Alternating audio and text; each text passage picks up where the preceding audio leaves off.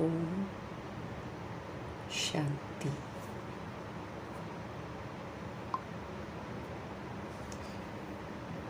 ओम शांति।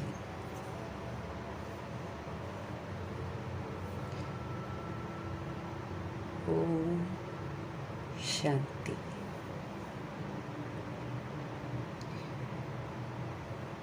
ओम शांति के महामंत्र को स्मृति में रखते हुए हमें उसका स्वरूप बनना है। इसलिए ये मंत्र बाबा कहते हैं अर्थ सहित हमको इसको स्मृति में रखते हुए इसका स्वरूप बनते हुए फिर आत्मा भाइयों को स्मृति दिलानी है। प्रैक्टिकल स्वरूप, प्रैक्टिकल स्मृति सदा यही रहे कि हम शांत स्वरूप आत्माएं, शांति के सागर शिव बाबा की संतान, शांति धाम की रहने वाली हैं। इस स्मृति में सारा दिन रहकर पाठ बजाने की समझ देते हैं बाबा, ताकि हम अपने स्वधर्म का, स्वरूप का पिलर बन जाएं और फिर श्रेष्ठ पाठ बजाएं। फुल स्टॉप लगाकर श्रेष्ठ पाठ बजाएं। ऐसे हम आत्माओं को स्वधर्म की समझ देकर स्वधर्म में टिकने का उमंग, उत्साह दिलाने वाले शांति के सागर शिव पिता परमात्मा जी का धन्यवाद करेंगे और फिर ओम शांति के मंत्रा को फलीभूत कर शांति का पिलर बनने वाले व्यक्त ब्रह्मा, अव्यक्त ब्रह्मा, गुप्त बड़ी माँ, big brother, great great grandfather का रोल प्ले करने वाली आत्मा ब्रह्मा जी का तहे दिल से धन्यवाद करेंगे। धन्यवाद करते हुए दोनों ज़बरदस्त लाइट्स को हाजिर नाजिर करते हुए उनके महावाक्य हम उन्हीं से रिवाइज करेंगे और उन्हीं से समझेंगे। और ये जो समझ है ये सारे वायुमंडल में फैले, तत्वों में फैले, प्रकृति में फैले। दिल से दुआ करेंगे मीठे प्यारे शिव बाबा जी की समझ यूनिवर्स में मौजूद सभी रूहों तक भी पहुँचे, ये भी हम दिल से दुआ करेंगे। उन आत्माओं तक प्रभु जी की समझ पहुँचे जो इस समय वृद्ध शरीरों में है। तमाम रूहें जो हैं देहधारियों से बुद्धि का योग हटाकर सत्य परम पिता परमात्मा जी के साथ लगाएं, ये दिल से दुआ करेंगे। उन आत्मा भाइयों के लिए मीठे बाबा की मीठी मुरली हम समर्पित करेंगे जो इस समय हमारे साथ नकारात्मकता से कनेक्टेड है। तमाम रूहों का बुद्धि का योग सत्य परम पिता परमात्मा जी के साथ लगे। मीठे प्यारे शिव पिता परमात्मा जी के महावाक्यों की ताकत उन रूहों तक पहुँचे जो हमारे साथ लौकिक में कनेक्टेड है। इन आत्माओं का भी बुद्धि का योग हम आत्माओं से हटे और परम पिता परमात्मा जी के साथ लगे। फिर बाबा जी की मुरली की समझ उन रूहों के लिए समर्पित करेंगे जो इस समय आकारी शरीरों में हैं, रोज अचानक शरीर छोड़ रहे हैं। उनसे संबंधित रूहें जो परेशान हैं, तमाम रूहों तक बाबा जी की समझ पहुँचे।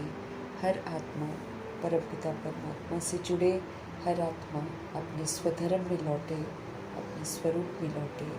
दिल से दुआ करेंगे मीठे प्यारे शिव बाबा की समझ उन रूहों तक पहुँचे जो इस समय गर्भ में प्रवेश करके हैं। उन रूहों तक पहुँचे जो हॉस्पिटलों में पीड़ित हैं, घरों में पीड़ित अवस्था में हैं। उन रूहों तक प्रभु जी की समझ पहुँचे जो प्राकृतिक आपदाओं के शिकार हैं, जो दैहिक हिंसाओं के शिकार हैं। उन रूहों तक प्रभु जी की समझ पहुँचे जो माया के प्रकोप के कारण अलबेली हो गई हैं, तंत्र मंत्र के कारण अलबेली हो गई हैं, दैहिक हिंसाओं के शिकार हो गई हैं, जो वाम मार्ग में चली गई हैं, जो वाम मार्ग में जाने की तैयारियां कर रही हैं, तमाम रूहों तक बाबा की समझ पहुँचे। हर आत्मा अपवित्र होने से बच जाए, दिल से दुआ करेंगे। वो रूहें जो कुमार कुमारियों के शरीरों में हैं, छोटे शरीरों में विराजमान हैं, सभी रूहों तक अपनी बाबा की समझ पहुँचे। जो अपनी संस्था बनाकर बैठे हैं, खुद भी गुमराह हैं, दूसरों को भी गुमराह कर रहे हैं, उन तमाम रूहों तक प्रभु जी की समझ पहुँचे।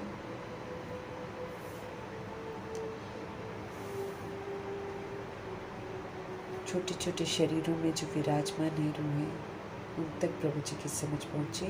अपनी संस्था बनाकर बैठे हैं, खुद भी गुमराह हैं, दूसरों को भी गुमराह कर रहे हैं, ऐसी रूहों तक प्रभु जी की समझ पहुँचे। भिन्न भिन्न सत्ताओं में बटी हुई, भिन्न भिन्न वर्गों में बटी हुई, भिन्न भिन्न मठ पंथों में बटी हुई आत्माओं तक प्रभु जी की समझ पहुँचे। दिल से हम सब दुआ करेंगे। वैश्याओं के प्रति, गणिताओं के प्रति प्रभु जी की समझ पहुँचे। जो उनसे ऐसे दे के धंधे कराते हैं, सबको वैराग आ जाए, सब पवित्र बने, सब योगी बने, ऐसी समझ बाबा की सबको मिले। दिल से दुआ करेंगे। यादव कौरव यवन बन के आत्माओं तक प्रभु जी की समझ पहुँचे। भूत प्रेत आत्मा बनकर जो रूहें भटक रही हैं, उन तक प्रभु जी की समझ पहुँचे। तंत्र मंत्र रिद्धि सिद्धियाँ जो कर रही हैं, जो तांत्रिक बन गई हैं, जो अघोरी बन गए हैं, ऐसी रूहों तक भी प्रभु जी की समझ पहुँचे। सभी आत्माएं अपने स्वधर्म में लौटे, पराये धर्म से सभी आत्माएं मुक्त हो जाएं। जेल में बंद कैदी काल कोठरियों की सज़ा खा रहे हैं और काले पानी की सज़ा खा रहे हैं। बहुत ऐसे हैं जिन्होंने जुल्म नहीं किया तो भी अंदर है। ऐसी रूहों तक प्रभु जी की समझ पहुँचे।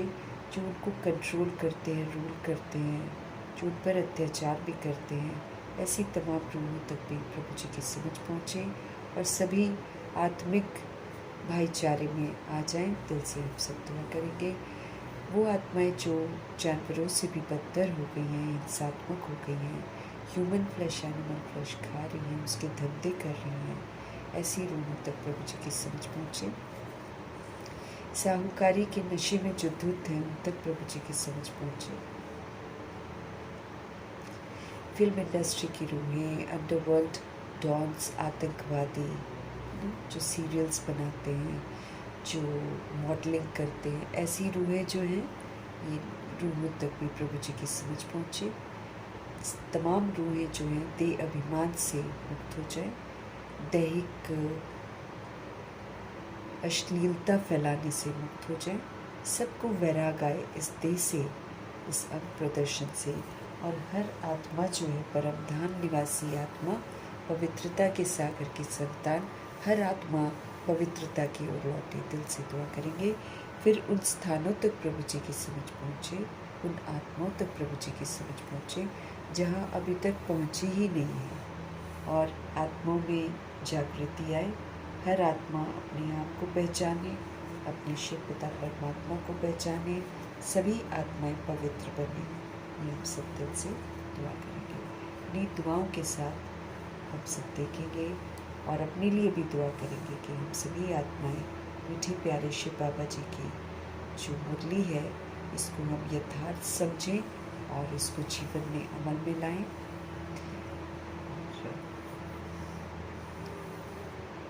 प्रभु जी के कार्य में हम मददगार बने। इन्हीं दुआओं के साथ हम सब देखेंगे कि आज हमारे परम पिता परमात्मा हम आत्माओं के लिए कौन से अनमोल रतन लेकर आए हैं। मीठे मीठे बाबा बोले, मीठे बच्चे, तुम गारंटी करते हो कि हम अपने ही योग बल से इस भारत को स्वर्ग बनाएंगे। तुम गारंटी करते हो कि हम अपने ही योग बल के साथ, वो जो हम बाबा के साथ योग लगाकर कलेक्ट करेंगे पावर, हम उस योग की पावर से ये जो भारत है इसको स्वर्ग बनाएंगे। वहाँ पर एक धर्म होगा पवित्रता का, और वहाँ पर एक राज्य होगा। जैसे अभी तो बहुत सारे राज्य हैं, बट गए हैं। देह अभिमान हमको बांटता है, देह अभिमान नफरत फैलाता है। अब हम सभी आत्माएं बाबा की श्रीमत पर चलकर ये वायदा करते हैं कि हम सभी आत्माएं अपनी जो योग की पावर है उससे पूरे भारत को स्वर्ग बनाएंगे। वहाँ एक पवित्रता का धर्म होगा और वहाँ पर एक राज्य होगा। कोई लड़ाई, कोई झगड़ा नहीं होगा। अब ऐसा धर्म और ऐसा राज्य प्राप्त करने के लिए अभी इस संगम युग में हमको पवित्र रहना है। पवित्र रहकर पवित्रता के धर्म की स्थापना में मददगार बनना है और फिर यहाँ पर हमको स्वराज्य अधिकारी बनना है। आत्मा का राज्य पूरा शरीर रूपी राजधानी पर चले, आत्मा का राज्य मन बुद्धि संस्कार पर चले। ये वाला जो राज्य है, जब हम श्रीमत पर चलकर अभी अपने ऊपर धारण करते हैं तो फिर भविष्य में एक राज्य की दुनिया बनती है जिसमें हम चाहते हैं। वहाँ पर तरह तरह के राज्य नहीं होते हैं। मना बाबा ये बोलते हैं, चूँकि कर्म इंद्रियां हमारे पर राज्य करती हैं, देह अभिमान हम पर राज्य करता है, इसलिए आज इस दुनिया में कितने राज्य हैं। अलग अलग एरिया, अलग अलग देश के नाम पर, गांव के नाम पर, जाति के नाम पर, धर्म के नाम पर बंटवारे ही बंटवारे हैं। लेकिन जब हम अभी संगम युग में शिव बाबा की श्रीमत पर चलकर आत्मा का राज्य अपनी कर्म इंद्रियों पर चलाते हैं, श्रीमत प्रमाण सब कुछ हम ठीक करते हैं, तो फिर हम एक राज्य स्थापन करने में मददगार बनते हैं। यहाँ की सफलता स्वराज्य अधिकारी की हमको भविष्य का राज्य प्राप्त करवाती है। तो मीठे मीठे प्यारे प्यारे शिव बाबा हम आत्मा को समझ देते हैं, मीठे बच्चे तुम गारंटी करते हो कि हम अपने ही योग बल से ये जो भारत है इसको हम स्वर्ग बनाएंगे। वहाँ एक धर्म होगा, वहाँ एक राज्य होगा। उसके लिए हम पहले यहाँ पर पवित्र बनेंगे और स्वराज्य अधिकारी बनेंगे। प्रश्न है, माया के किस विघन से सेफ रहने वाले बहुत अच्छी कमाल कर सकते हैं? माया के किस विघन से सेफ रहने वाले बहुत अच्छी कमाल कर सकते हैं? उत्तर है, माया का सबसे बड़ा विघन है देह अभिमान में लाना। बार बार वो देह के अभिमान में लाने का चारा डालती है। कोई कुछ कह जाएगा, कोई कुछ कर जाएगा, कुछ ना कुछ परिस्थिति आ जाएगी। आदत पड़ी हुई है हमको रिएक्ट और रिजेक्ट करने की।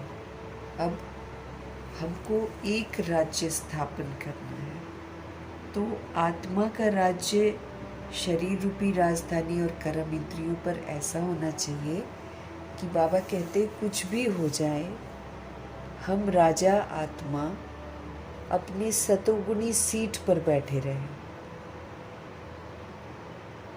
अचल अडोल रहें। कोई भी परिस्थिति, कोई भी व्यक्ति, कोई भी ऑपोजिशन, कोई भी कमी, कोई भी प्रकृति का तूफान, कोई भी विघन हमको एक बूंद भी डिस्टर्ब न करे। ये है राजा आत्मा। लेकिन अगर हमें कोई चीज़ डिस्टर्ब करती है, मतलब हम देह अभिमान में आ गए। आत्मा मतलब बाबा जो मंत्र देते हैं ना ओम शांति का, कि आत्मा हूँ और शांति के सागर परमात्मा की संतान हूँ और शांत स्वरूप हूँ, इसका मुझे सबूत देना है। इसके लिए इस कलयुग की हलचल की दुनिया में सभी हलचल में लाएंगे हमको, लेकिन मेरे को अपने स्वधर्म में लौटना है ना। तो मैं बहुत जन्म तो स्वधर्म के विपरीत होकर पाठ बजाती रही हूँ, इसलिए अब 63 जन्म मैंने स्मृति से विपरीत होकर पाठ बजाया, और अब इस एक छोटे से जन्म में मुझे अपने शांत स्वधर्म में वापस लौटना है। तो ऐसे ही बोलकर, ऐसे ही सोचकर हम लौट नहीं सकते हैं, नहीं लौट सकते हैं हम ऐसे ही सोचकर और बोलकर। सिचुएशंस आए और मेरे को डिस्टर्ब ही न करें।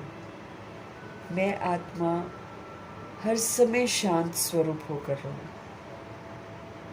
तब मैं अपने शांत स्वरूप में लौटूंगी। बहुत मेहनत है, हमेशा अलर्ट रहना है, हमेशा स्मृति में। इसीलिए बाबा बोलते ना, अपनी स्मृति और संकल्पों को शुद्ध बनाओ, उसको ज्ञान स्वरूप बनाओ और उसको शक्ति स्वरूप बनाओ। ऐसे बोला ना कल बाबा ने हमको पवित्रता में। समझ का स्वरूप बनाओ और पावरफुल बनाओ। तो पावरफुल स्मृति यही है कि मैं शांति धाम की रहने वाली हूँ। पावरफुल स्मृति यही है कि मैं शांत स्वरूप हूँ। ये पावरफुल स्मृति, इसी में मुझे लौटना है, इसी में मुझे स्थित होना है। तो माया का सबसे बड़ा विघन जो है ना, वो देह अभिमान में लाती है हमको। बार बार हम बॉडी कॉन्शियस हो जाते हैं, और बॉडी कॉन्शियस हुए तो गुस्सा भी आएगा, कामनाएं भी होंगी, लोभ भी आएगा, मोह भी आएगा, अहंकार भी आएगा। लेकिन उससे भी पहले हम रिएक्ट करते हैं, हम रिजेक्ट करते हैं, हम प्रश्न करते हैं, ऐसा क्यों। फिर हम करेक्शन करते हैं, ऐसा नहीं, ऐसा होना चाहिए। फिर हम कोई भी बात होती है ना, तो हम अंदर लेकर जाते हैं, दुखी होते हैं, एब्जॉर्ब करते हैं। फिर वो जो दुख अंदर लेकर जाते हैं वही हम बाहर लौटा देते हैं। तो ये ऐसे काम हम करते हैं, ये हमको आदत पड़ गई है कलयुग में। कलयुग में हमने 42 जन्म लिए हैं, 42 जन्म में ये आदत हमारी बड़ी पक्की हो गई है। अब इस पक्की आदत को ख़त्म करना है, तो उसके लिए कम से कम 100-200 पेपर तो आएंगे मेरी ज़िंदगी में, जो मुझे डिस्टर्ब करेंगे, जो मुझे अशांत करेंगे, जो मुझे मेरे स्वधर्म के विपरीत लेकर जाएंगे। पेपर तो आएंगे, क्योंकि जब पेपर आते हैं और हम सब उसमें अचल अडोल रहते हैं, शांत स्वरूप रहते हैं, तभी तो हम शांत स्वरूप बनेंगे। बिना प्रैक्टिकल पेपर दिए हम शांत स्वरूप नहीं बन सकते हैं। बोल बोल कर तो हम बोलते रहेंगे कि मैं शांत स्वरूप हूँ, लेकिन फिर शांत स्वरूप हूँ तो तुरंत अशांत करने वाली बातें मेरे जीवन में आएंगी, लेकिन मुझे शांत रहना है। और माया क्या करती है, बार बार हमको देह अभिमान मिलाकर अशांत करने वाली बातें, डिस्टर्ब करने वाली बातें, और जिन चीज़ों में हम सबसे ज़्यादा कमज़ोर हैं ना, जैसे सहन नहीं कर पाते हैं, तो ऐसी ऐसी बातें लाएगी जिसमें हम सहन ही न कर पाए। अब वो मेरी परीक्षा है। मुझे इस बात को समझना है कि वो मेरी परीक्षा है, जिसको मुझे पार करना है। जैसे ब्रह्मा जी ने पार किया ना उन्होंने कितने अच्छे से।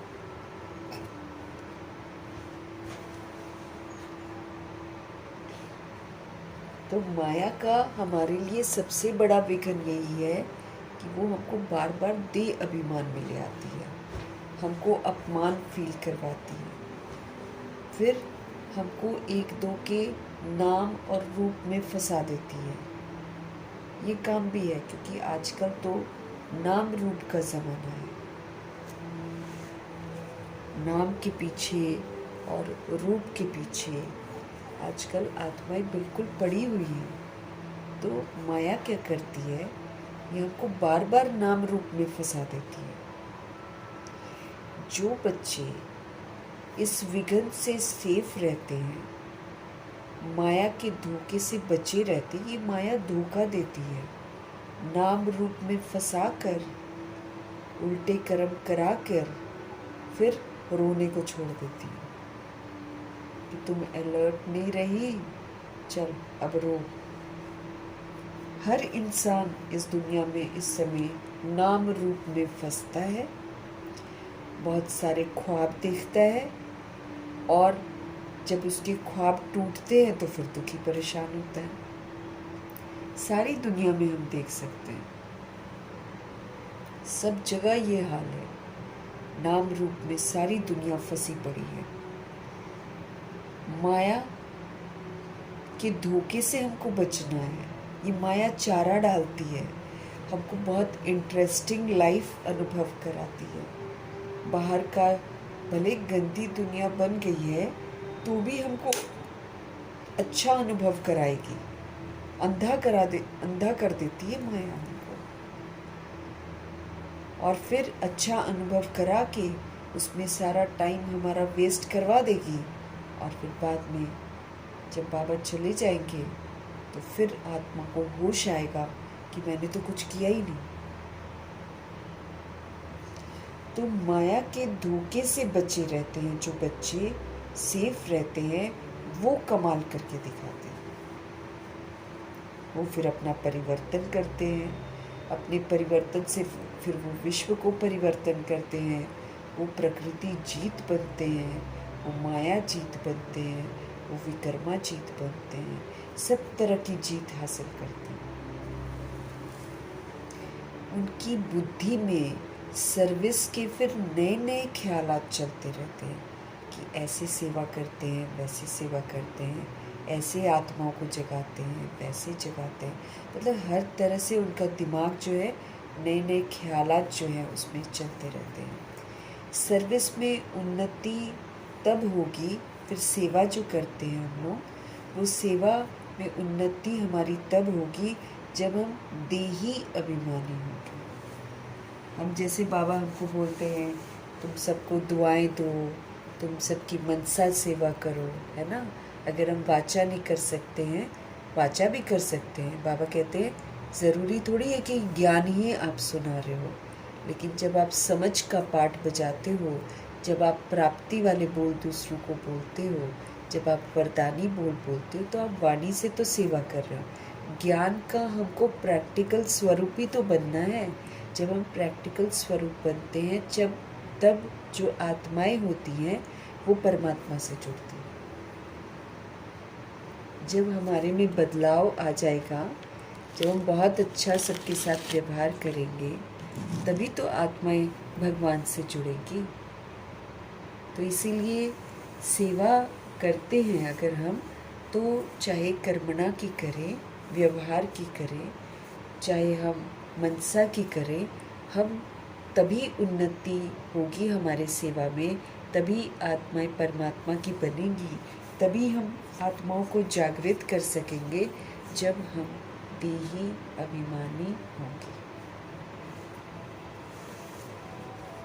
जब हम देही अभिमानी होंगे, आत्म अभिमानी होकर रहना है मुझे।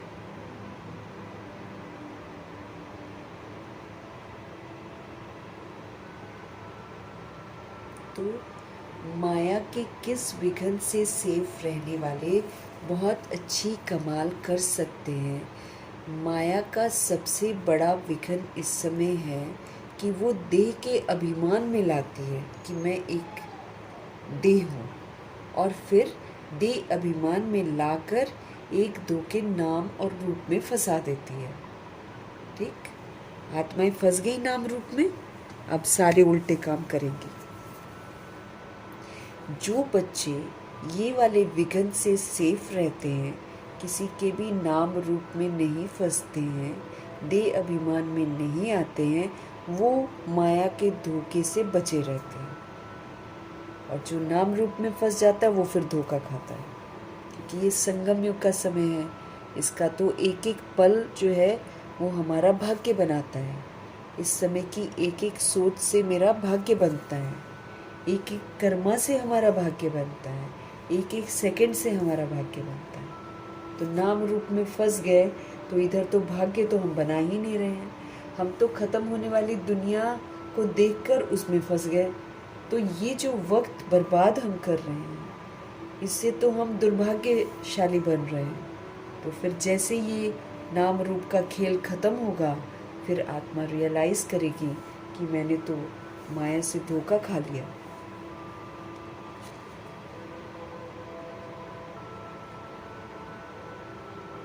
तो जो सेफ रहते हैं वो फिर स्व परिवर्तन करके विश्व परिवर्तन करते हैं, वो कमाल करते हैं, वो हीरो हीरोइन का पार्ट फिर बजाते हैं और लास्ट में सबके सामने प्रत्यक्ष होते हैं, भगवान को प्रत्यक्ष करते। तो ये तो कमाल करने की बात है ना। उनकी बुद्धि में सेवा के नए नए ख्यालात चलते रहते हैं और सेवा में तभी उन्नति होगी, तभी प्रोग्रेस होगी जब हम देही अभिमानी होकर रहेंगे, जब हम अपने को आत्मा समझ कर रहेंगे, तभी सेवा सफल होगी, तभी दूसरी सोल्स को भी हम देही अभिमानी बनाएंगे, तभी दूसरी सोल्स का संबंध हम परमात्मा से जोड़ सकेंगे। ओम शांति।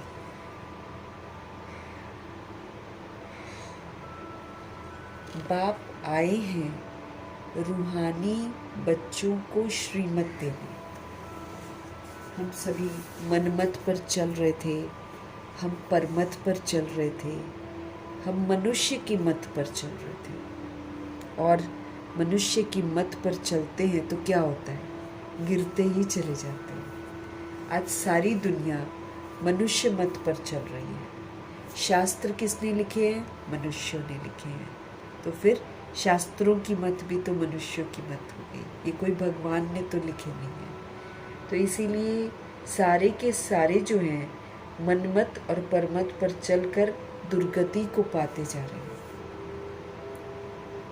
तो हमारे शिव बाबा हम रूहों को श्रीमत देने के लिए आए हैं, श्रेष्ठ मत देने के लिए। ये तो बच्चे जानते हैं कि थोड़े समय के अंदर ड्रामा प्लान के अनुसार सारा कार्य होना है, कंप्लीट होना है। हमको ये मालूम है, ये तो बच्चे जानते हैं कि अब थोड़े समय के अंदर ये जो ड्रामा है ये वाइंड अप होता है।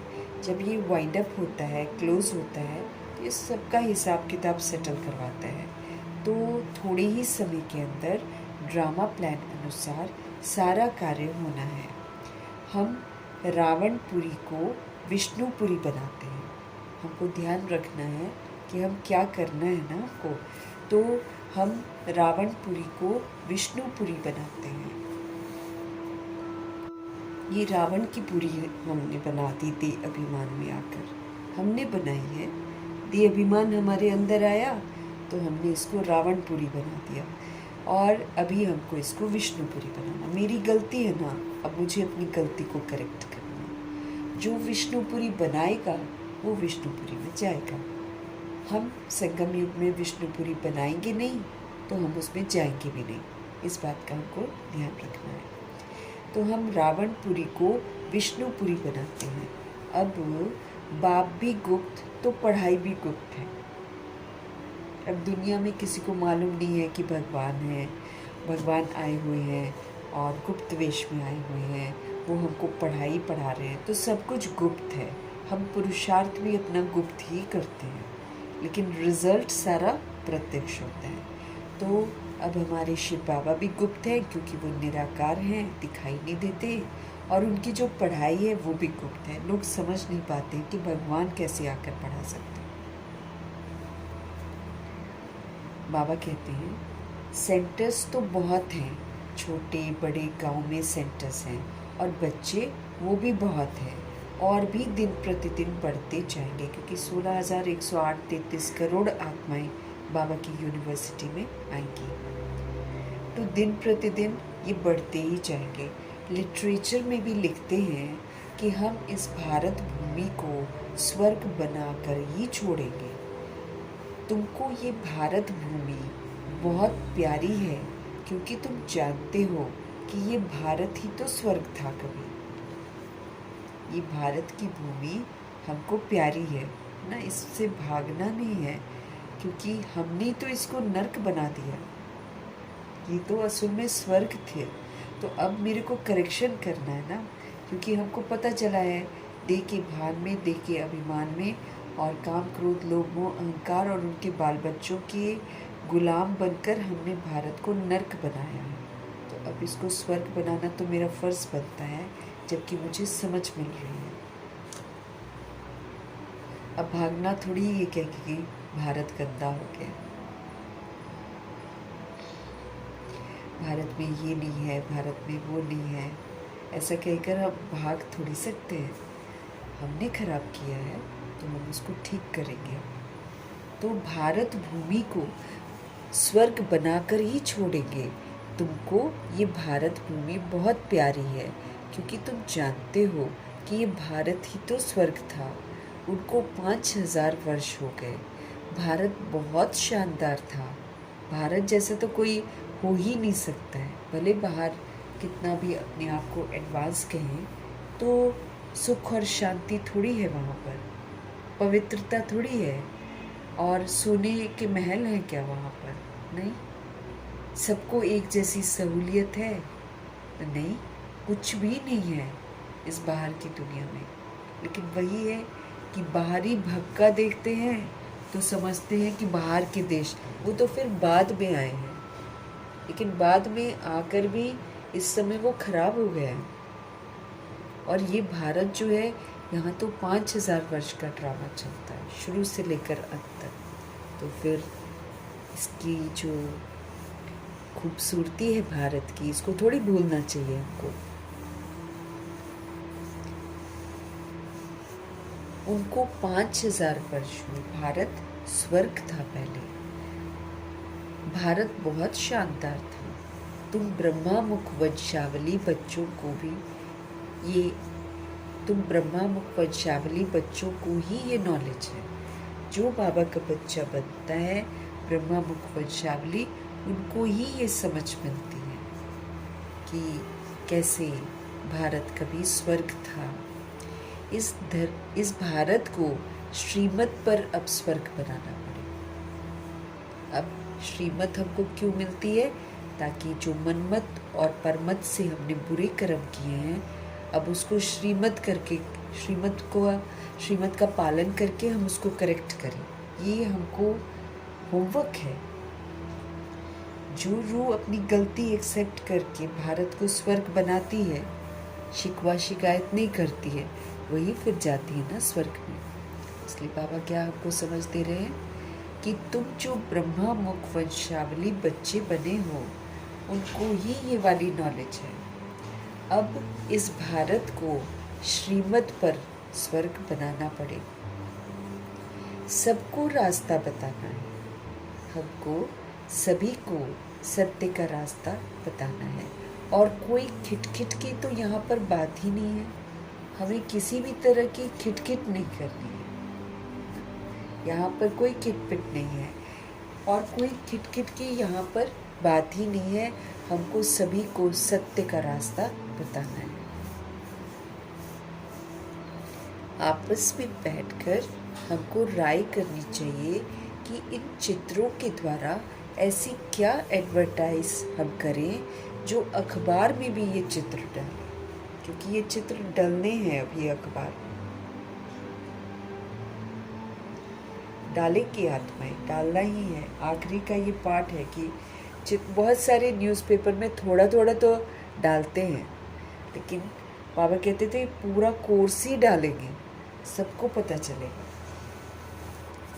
तो बाबा कहते हैं कि आप लोगों को आपस में बैठकर राय करनी चाहिए कि इन चित्रों के द्वारा ऐसा क्या एडवर्टाइज करें जो अखबार में भी हम ये चित्र डालें। आपस में इस पर सेमिनार करना चाहिए, जैसे वो वाली गवर्नमेंट के लोग आपस में मिलते हैं, राय करते हैं। तो भारत को हम कैसे सुधारें, ये जो इतने मतभेद हो गए हैं उनको आपस में मिलकर ठीक करें और भारत में सुख शांति कैसे स्थापन हो, वो लोग सोचते हैं। अब बाबा कहते हैं ऐसे हम सभी भी कौन है, हम सभी भी रूहानी पांडव गवर्नमेंट हैं। हम रूहानी संप्रदाय हैं, हम ईश्वरीय संप्रदाय हैं, हम दैवी संप्रदाय हैं। तो इस समय ऐसे तुम भी रूहानी पांडव गवर्नमेंट हो। ये बड़ी ईश्वरीय गवर्नमेंट है। पतित पावन बाप ही पतित बच्चों को पावन बनाते हैं। बाबा कहते हैं पतित पावन बाप जो हैं वही बच्चों को पावन बनाते हैं, फिर पावन दुनिया का मालिक बनाते हैं हमको। ये राज तुम बच्चे ही जानते हो। मुख्य है ही भारत का आदि सनातन देवी देवता धर्म। ये मेन धर्म है। मुख्य है ही भारत का आदि सनातन देवी देवता धर्म। ये है रुद्र ज्ञान यज्ञ। ये वाला जो यज्ञ है ये रुद्र शिव बाबा रचते हैं। तो ये है रुद्र ज्ञान यज्ञ, ये समझ का यज्ञ है। रुद्र कहा जाता है किसको? शिव बाबा को कहा जाता है। तो अब तुमको बाप ने आकर जगाया है, तुमको फिर औरों को जगाना है। भगवान हमको जगाते हैं और तुमको फिर क्या करना है? औरों को जगाना है। ड्रामा प्लान अनुसार तुम जागते रहते हो। अब तक कि जिसने जैसा जैसा पुरुषार्थ किया है उतना ही कल पहले भी किया था। मतलब हमको ऐसे पता तो नहीं चलता है कि हमने कितना पुरुषार्थ किया है, लेकिन आज तक जितना पुरुषार्थ किया है ना उतना मैंने कल पहले भी किया था। इस विधि से देखते हैं। वैसे आपको पता नहीं होता है, लेकिन जितना मैंने आज कर दिया तो समझना है कि कल पहले भी मैंने इतना ही किया था। तुम्हारी रूहानी युद्ध है। तुम्हारी कौन सी युद्ध है? रूहानी युद्ध है। हम रूहों की युद्ध चल रही है। किसके साथ? अपने साथ ही। क्योंकि हम रूहें विस्मृत होकर देह अभिमान में आई, अब हम रूहें युद्ध कर रही हैं कि हमको देही अभिमानी बनना है। तो तुम्हारी रूहानी युद्ध है। कभी माया का जोर हो जाता है, कभी ईश्वर का युद्ध चलता है ना। कभी माया हावी हो जाती है, कभी फिर शिव बाबा की श्रीमत हमारे दिमाग में आ जाती है।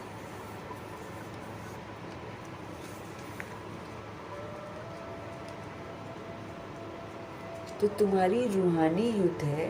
कभी माया का जोर हो जाता है, कभी ईश्वर का जोर हो जाता है।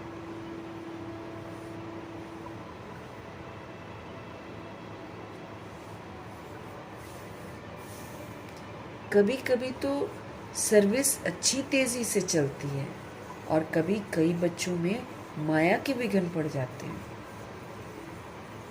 माया कभी कभी तो एकदम बेहोशी कर देती है, भुलवा ही देती है कि हम कौन हैं, किसके हैं और हमको क्या करना है। तो माया एकदम बेहोश कर देती है। लड़ाई का मैदान है ना ये लड़ाई का मैदान है। तो माया राम की संतान को बेहोश कर देती है। हम राम की संतान है। कौन सा राम? निराकार राम, शिव। हम उनकी संतान हैं, लेकिन माया क्या करती है? माया राम की संतान को भी बेहोश कर देती है। लव कुश की कहानी भी है ना। राम के 2 बच्चे दिखाए हैं, यहाँ तो बाबा के ढेर बच्चे हैं। वो तो रामचंद्र का दिखा देते हैं, लेकिन असल में निराकार राम है और निराकार राम के सारे ही बच्चे हैं। जितने लोग इस दुनिया में हैं सभी निराकार राम के बच्चे हैं। इस समय सब मनुष्य कुंभकर्ण की नींद में सोए हुए हैं। इस समय सभी बच्चे जो हैं कुंभकर्ण की नींद में, अज्ञानता की नींद में सो पड़े हैं। ये भी नहीं जानते हैं कि परमपिता परमात्मा आया है और बच्चों को वर्षा दे रहे हैं।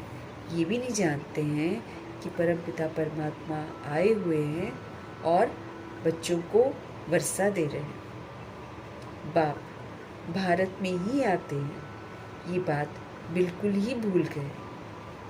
ये बिल्कुल भूल गए हैं कि बाप भारत में ही आते हैं। ये बात बिल्कुल बाबा कहते भूल गए हैं। भारतवासी ही स्वर्ग के मालिक थे, इसमें कोई शक नहीं है। भारतवासी जो भारत को स्वर्ग बनाते हैं, वही भारतवासी जो हैं वो स्वर्ग के मालिक थे, इसमें कोई शक नहीं है। परमपिता परमात्मा का जन्म वो भी यहाँ पर ही होता है, तब तो शिव जयंती भारत में मनाते हैं, तो ज़रूर उन्होंने कुछ आकर किया होगा ना। अब बुद्धि कहती है कि ज़रूर बाप ने आकर स्वर्ग की स्थापना की होगी, कोई प्रेरणा से थोड़ी स्थापना हो सकती है। यहाँ तो तुम बच्चों को राजयोग सिखाया जा रहा है। अब बाबा हमको राजा बनाते हैं।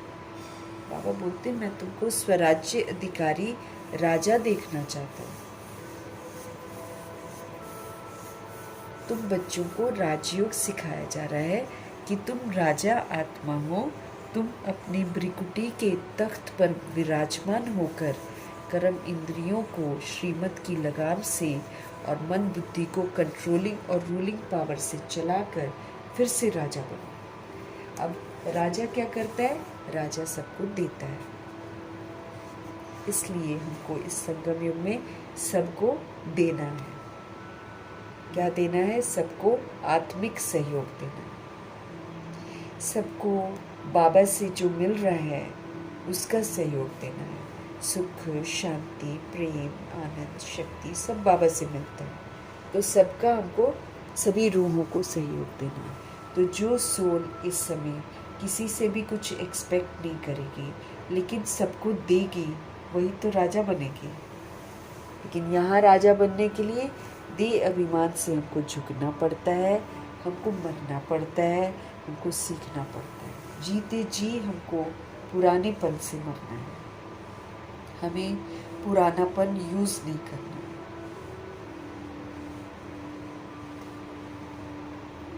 तो हम सभी आत्माओं को शिव बाबा राजयोग सिखाते हैं। राजा हमेशा सबको देता है, तो हम ऐसे दाता बने कि हम अपकारी को भी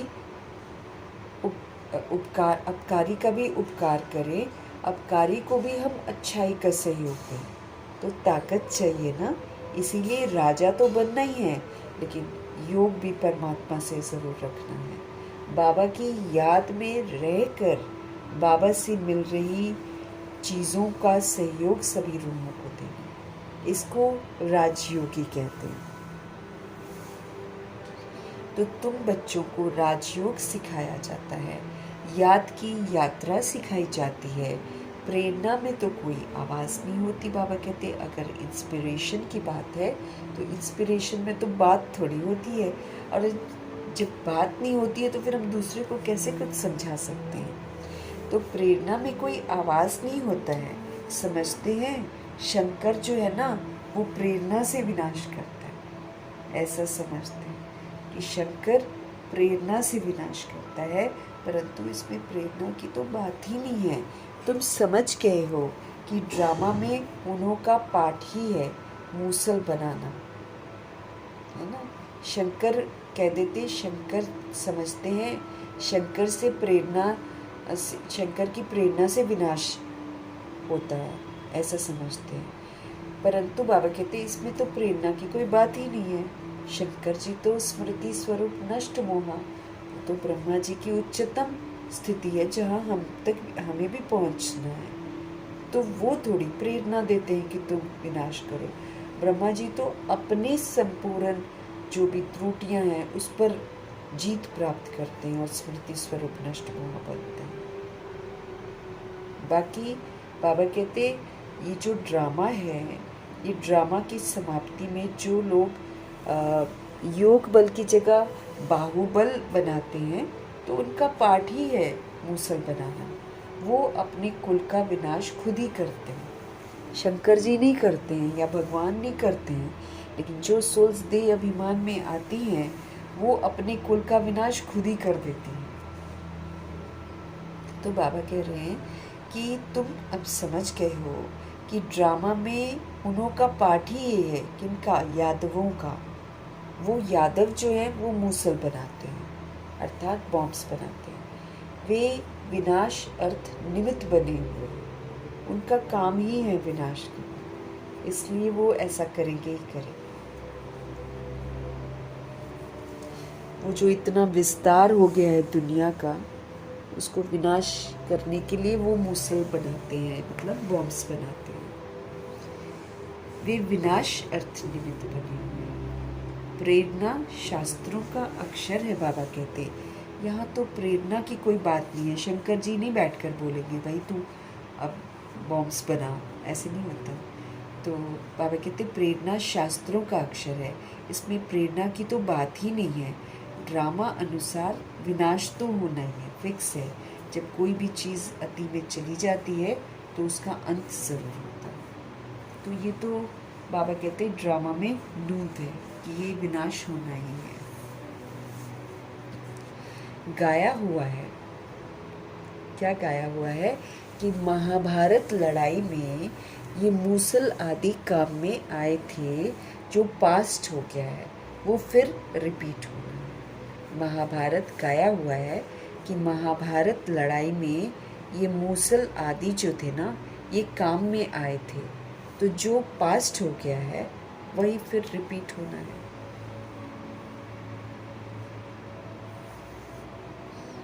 तुम गारंटी करते हो कि हम योग की ताकत से स्वर्ग की स्थापना करेंगे, क्योंकि योग की ताकत से हम राजयोगी बनेंगे। योग की ताकत से हम 7 गुणों को और जो दैवी गुण है उसको हम जीवन में धारण करेंगे, और योग से ही फिर हम सबको सहयोग देंगे। तो योग की ताकत से हम कर सकते हैं। हम स्वर्ग की स्थापना योग की ताकत से करेंगे।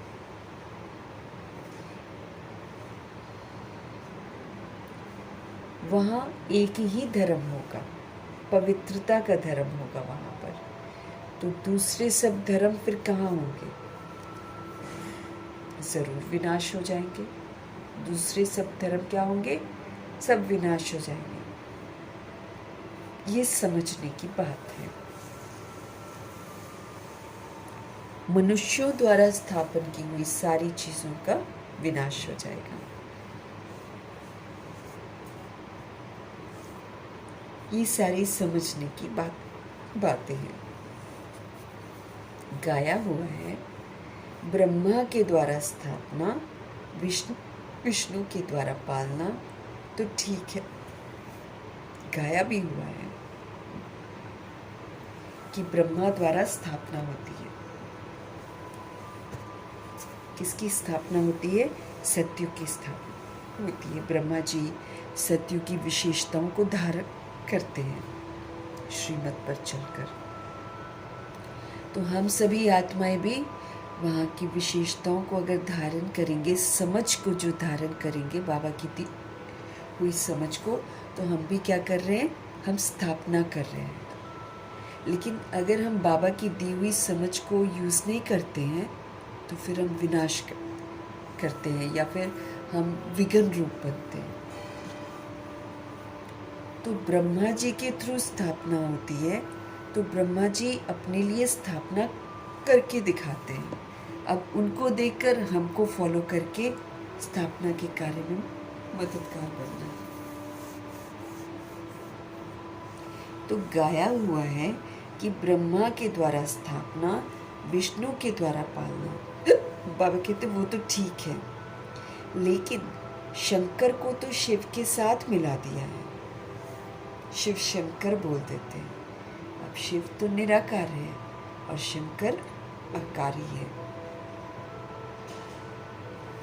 शंकर को क्या किया है? शिव के साथ मिला दिया है। ये रॉन्ग हो गया है। शिव शंकर कह देते हैं, क्योंकि शंकर तो कोई काम नहीं करते, तो शिव से मिला दिया है।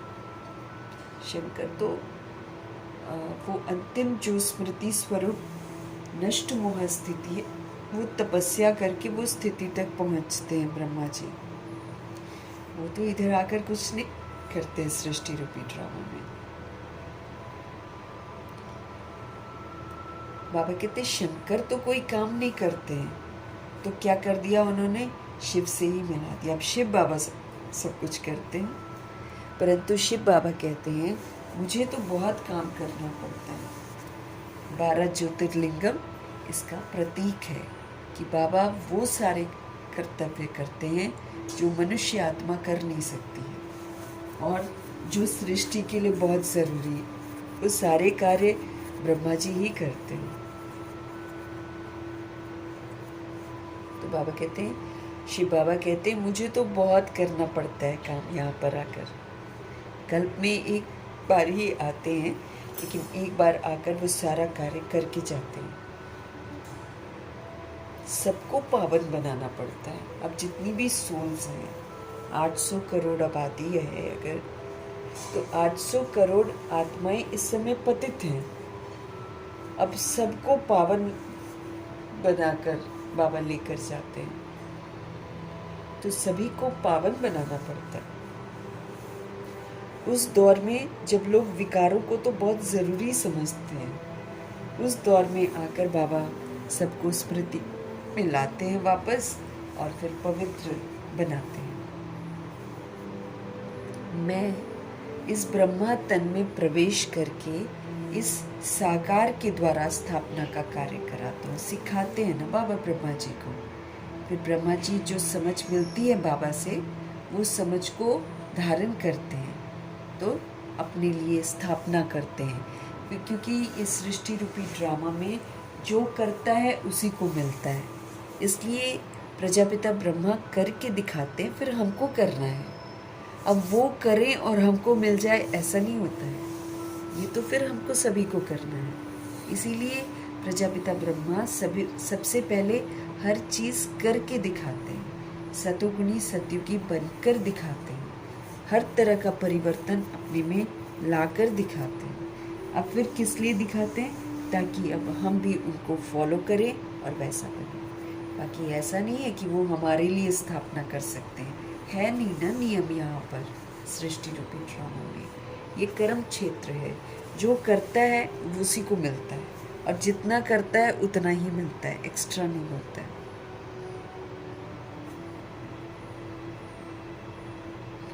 तो हमारे शिव बाबा ब्रह्मा तन में प्रवेश करके ब्रह्मा जी के द्वारा स्थापना का कार्य कराते हैं।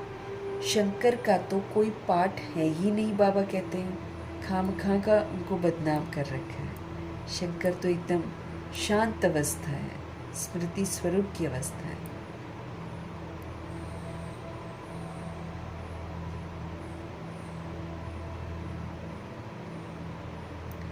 फिर बाबा कहते हैं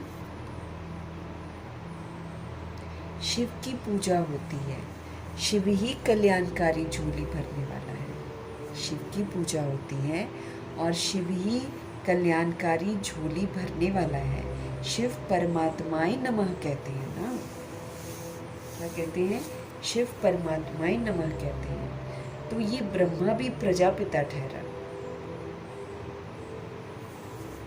ये ब्रह्मा भी प्रजापिता ठहरा। ब्रह्मा सो विष्णु, विष्णु सो ब्रह्मा, ये तो बड़ी गुह्य बातें हैं। ब्रह्मा सो विष्णु, फिर विष्णु सो ब्रह्मा। बाबा कहते हैं ये तो बड़ी गुह्य बातें हैं, ये सिर्फ तुम बच्चे ही जानते हो और कोई नहीं जानता। ये सिर्फ तुम बच्चे ही जानते हो। सेंसिबल बच्चों की बुद्धि में ज्ञान झट समझ में आ जाता है। जो सेंसिबल होते हैं ना बच्चे, उनकी बुद्धि में ज्ञान झट समझ में आ जाता है। मनुष्यों को कुछ भी समझ नहीं है कि पतित पावन बाप कब आएंगे, और अब तो कलयुग का अंत है। बाबा कहते हैं जो सेंसिबल हैं, सबसे सेंसिबल तो ब्रह्मा जी हैं, सरस्वती जी हैं। तो जो सेंसिबल बच्चे हैं उनकी बुद्धि में तो ज्ञान एकदम तुरंत समझ में आ जाता है। मनुष्यों को कुछ भी समझ नहीं है कि पतित पावन बाप कब आएंगे, अब तो कलयुग का अंत है। अगर कहते हैं कि कलयुग के अंत में 40,000 वर्ष पड़े हैं, तो अभी कितना और पतित बनेंगे। बाबा कहते ऑलरेडी तो पतित बन गए हैं, जानवरों से भी बदतर कर रहे हैं सब कुछ, अब और इससे ज़्यादा पतित क्या बनेंगे अगर कहते कि 40,000 वर्ष और पड़े। अभी ये रहने लायक दुनिया नहीं है, तो 40,000 और कैसे चलेगा। तो बाबा कहते हैं अगर 40,000 आत्माएं कहती हैं तो फिर बाबा पूछते हैं कि फिर अभी कितना और पतित बनेंगे, इससे ज़्यादा कितना दुख और सहन करेंगे। दुखी अशांत हो गई हैं आत्माएं, और कितना दुख सहन करेंगे। कलयुग में सुख तो होने वाला नहीं है। कुछ भी न जानने के कारण बेचारे घोर अंधियारे में पड़े।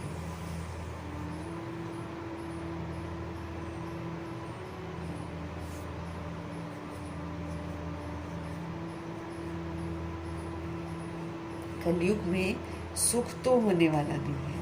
कुछ भी न जानने के कारण बेचारे घोर अंधियारे में पड़े। जानते नहीं है ना, इसलिए अंधियारे में अपनी अपनी मर्जी से चल रहे हैं।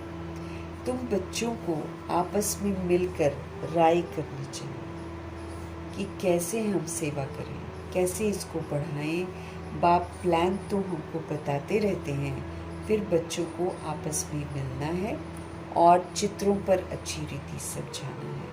ये भी ड्रामा अनुसार चित्र जो है ना, ये बनते जा रहे हैं। बच्चे जानते हैं कि जो जो समय पास होता जाता है वो हूबहू ड्रामा चलता रहता है। बच्चों की अवस्थाएं तो कब ऊपर कब नीचे, ये तो चलता रहेगा। बाबा भी साक्षी होकर देखते हैं, प्रभावित नहीं होते बाबा ना, साक्षी होकर देखते हैं, डिटैच होकर देखते हैं। कभी कभी बच्चों पर ग्रहचारी भी बैठती है। जब हम श्रीमत के विपरीत चलते हैं तो हम पर फिर ग्रहचारी बैठती है, तो उनको मिटाने के लिए फिर प्रयत्न कराते हैं। वैसे ही हम आत्माओं पर ग्रहचारी बैठी हुई है। अब बाबा हमको समझ देकर वो ग्रहचारी से मुक्त करते हैं, तो बाबा समझ देते हैं। बाबा भी साक्षी होकर देखता है कि कभी कभी बच्चों पर ग्रहचारी बैठ जाती है, कभी कभी बच्चों पर ग्रहचारी बैठ जाती है बड़ी ज़बरदस्त। तो फिर बाबा उस ग्रहचारी को मिटाने के लिए प्रयत्न भी बहुत करते हैं। बाबा घड़ी घड़ी हमको कहते हैं कि आप क्या करो, आप बाप को याद करो, आप बाप को याद करो।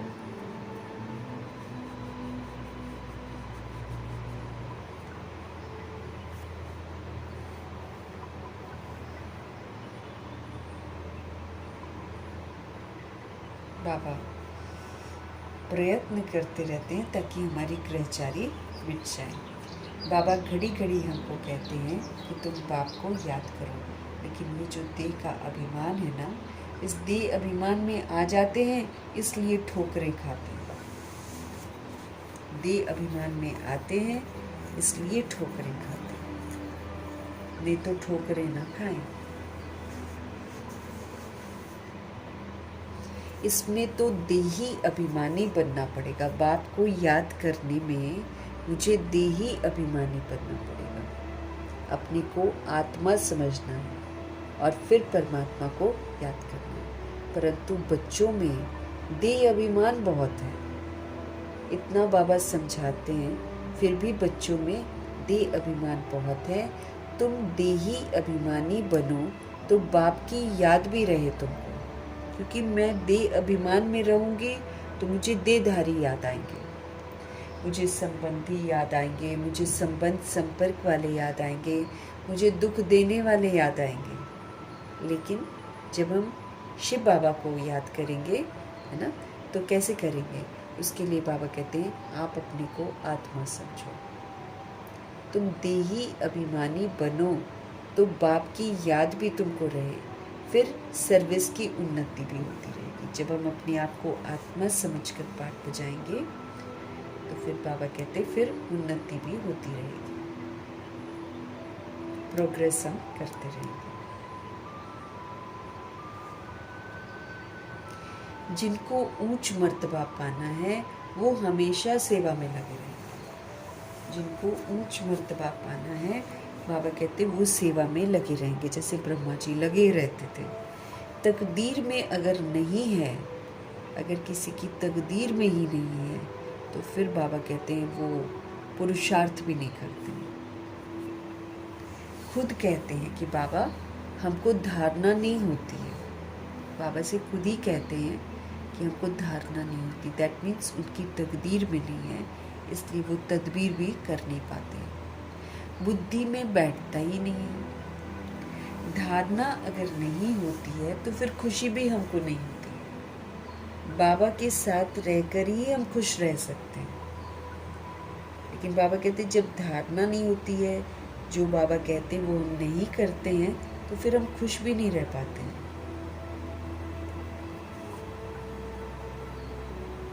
जिनको धारणा होती है वो फिर खुशी भी रहती है, वो कैसी भी सिचुएशन में खुश रहेंगे। जैसे प्रजापिता ब्रह्मा थे, बेगरी पाट आया, सब कुछ आया, वो सदा खुश रहते थे। क्यों? क्योंकि वो ज्ञान को धारण करते जा रहे थे। तो जो ज्ञान की धारणा है या दैवी गुणों की धारणा है, उस धारणा से ही तो खुशी मिलती है। बुद्धि में नहीं बैठता, धारणा अगर नहीं होती है तो फिर खुशी भी नहीं रहती है। जिनको धारणा होती है ना, बाबा कहते हैं वही सोल्स खुशी में भी रहते हैं। वो समझते हैं कि शिव बाबा आया हुआ है। बाप कहते हैं बच्चे तुम अच्छी रीति समझकर फिर औरों को भी समझो। पहले हम समझें, पहले हम उस समझ को यूज़ करें, फिर हम अन्य आत्माओं को भी इसकी समझ को शेयर कर सकते हैं। तो बाबा चाहते हैं कि हम आत्माएं अच्छी रीति हर बात समझें और फिर दूसरी सोल्स को भी समझाएं। कोई तो सर्विस में लग जाते हैं, कोई तो पुरुषार्थ करते रहते हैं। तुम बच्चे जानते हो कि जो जो सेकंड बीतता है वो ड्रामा में नूंद है। हम सभी जानते हैं कि जो जो सेकंड बीतता जा रहा है वो समझो कि ड्रामा में नूंद था। फिर ऐसे ही ये रिपीट होगा। ये भी जान लेना है कि अगर हम दुखी, परेशान, अशांत हैं अभी, तो फिर हम अगर श्रीमत पर नहीं चलते हैं तो मेरे को ये याद रखना है, यही फिर रिपीट होगा। अच्छा तो नहीं लगेगा ना। इसलिए बाबा कहते हैं जो जो जो सेकंड बीतता जा रहा है वो ड्रामा में फिक्स है और वो फिर से ऐसे ही रिपीट होता है।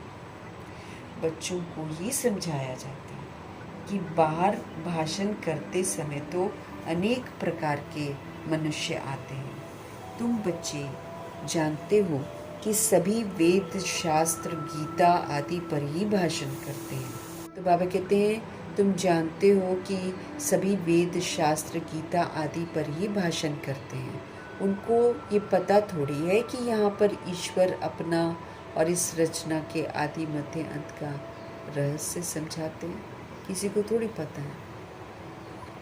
उनको ये पता थोड़ी है कि यहाँ पर ईश्वर अपना कार्य कर, ईश्वर अपना और इस रचना के आदि, मध्य, अंत का जो रहस्य है वो समझाते हैं। चित्रों में कितना अच्छी तरह दिखाया है कि परमात्मा कौन है। ये बातें प्रोजेक्टर पर तो समझा नहीं सकते। प्रदर्शनी में चित्र भी सामने खड़े हैं ना, प्रोजेक्टर में तो मूवी टाइप का दिखा देते हैं, तो उसमें समझा तो नहीं सकते हैं। प्रदर्शनी में तो हम समझा सकते हैं। प्रदर्शनी में चित्र भी सामने खड़े हैं और फिर तुम समझा कर पूछ भी सकते हो कि अब बताओ गीता का भगवान कौन है, ज्ञान का सागर कौन है, पवित्रता, सुख, शांति का सागर, लिबरेटर, गाइड कौन है ना। सारी समझ हमको मिलती है इस समय। तो बाबा कह रहे हैं, कहते हैं प्रदर्शनी में चित्र भी सामने खड़े हैं और फिर तुम समझा कर पूछ भी सकते हो कि अब बताओ गीता का भगवान कौन है, ज्ञान का सागर कौन है, पवित्रता, सुख, शांति का सागर, लिबरेटर, गाइड कौन है। श्री कृष्ण के लिए तो कह नहीं सकेंगे। परमपिता परमात्मा की महिमा तो बिल्कुल अलग है। पहले लिखाना भी चाहिए, प्रोब लेना चाहिए। क्वेश्चंस वगैरह पूछते हैं ना, सबसे सही भी लेनी चाहिए, मतलब उनका सिग्नेचर भी लेना चाहिए। उनके क्या विचार हुए प्रदर्शनी को देखकर वो लिखवाना चाहिए। तो जहाँ बाबा मुरली चला रहे होंगे ना, वहाँ पर हॉल में चिड़िया लड़ रही थी इस समय सारी दुनिया में लड़ाई झगड़ा है, बाबा कहते हैं। मनुष्य लड़ रहा है तो पक्षी भी लड़ रहे हैं, जानवर भी आपस में लड़ते हैं। तो बाबा कहते हैं इस समय तो सारी दुनिया में लड़ाई झगड़े चल रहे हैं। बाबा कहते सब आपस में लड़ते रहते हैं। 5 विकार भी मनुष्य में ही गाए जाते हैं, जानवरों की तो बात नहीं है। लेकिन हम जो करते हैं, हम रचता हैं, हम जो करते हैं उसका इफ़ेक्ट जो है बर्ड्स पर, एनिमल्स पर पड़ जाता है। क्योंकि कहीं ना कहीं वो हम आत्माओं का दिया हुआ ही वो लोग चुगते रहते हैं ना, तो सारा तो विकार वाला जाता है, तो फिर वो बेचारे भी वैसे ही बन जाते हैं। इसलिए दादी जनक ने एक बार बोला था कि जब इंसान सुधरना शुरू करता है ना श्रीमत पर चलकर, तो सबसे ज़्यादा खुश जानवर होते हैं। वो बोल नहीं पाते हैं, लेकिन सबसे पहले खुशी उन्हीं को होती है कि शुक्र है ये लोग सुधरे। नहीं तो देखो जानवरों को कैसे मार के खा लेते हैं, कैसे उनको तंग करते हैं। तो खुश तो होंगे ना जब सुधरना शुरू करेंगी आत्माएं। विशियस वर्ल्ड और वाइसलेस वर्ल्ड मनुष्यों के लिए गाया हुआ है। हम सोल्स वाइसलेस होते हैं, निर्विकारी होते हैं जब हम ऊपर से नीचे आते हैं। फिर हम सोल्स ही विस्मृत होकर फिर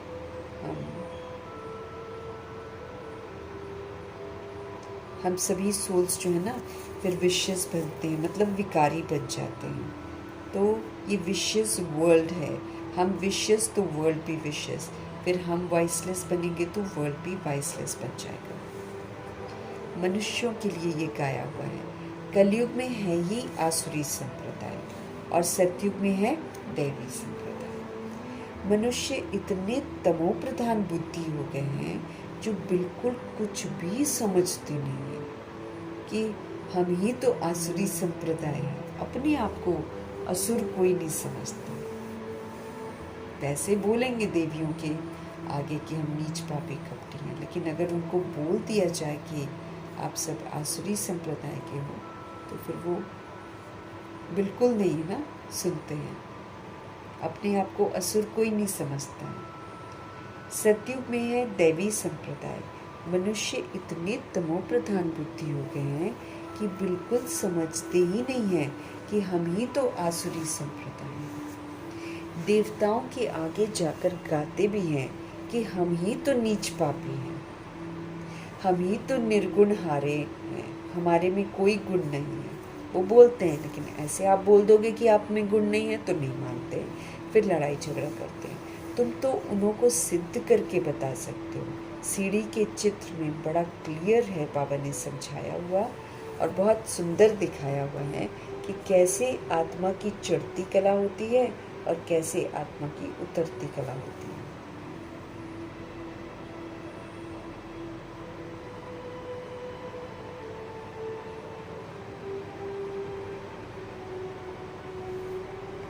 भारतवासियों के लिए मुख्य क्या है? सीढ़ी का चित्र। ये सबसे अच्छी चीज़ है, सीढ़ी का चित्र। इस चित्र पर बहुत अच्छा समझा सकते हो। 84 जन्म पूरे कर फिर पहला नंबर जन्म लेना है, फिर उतरती कला शुरू हो जाती है। चढ़ती कला अभी है, अभी हमको चढ़ना है, श्रीमत पर चलना है।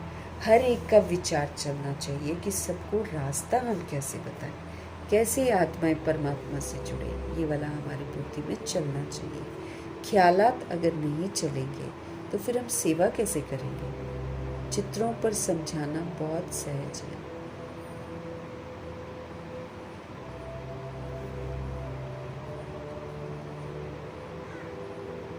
जो चित्रों पर समझाना बहुत सहज होता है।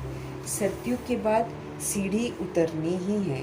बच्चे जानते हैं कि अब हम ट्रांसफ़र हो रहे हैं, लेकिन सीधा सतयुग में नहीं जाते हैं। अभी तो ट्रांसफ़र हो रहे हैं, लेकिन सीधा सतयुग में नहीं जाते हैं। पहले शांति धाम में जाना है। तुम जानते हो हम पाठधारी हैं, तुम जानते हो हम पाठधारी हैं। बाकी तुम्हारे में भी सब नंबरवार हैं जो अपने को पाठधारी समझते हैं इस ड्रामा के।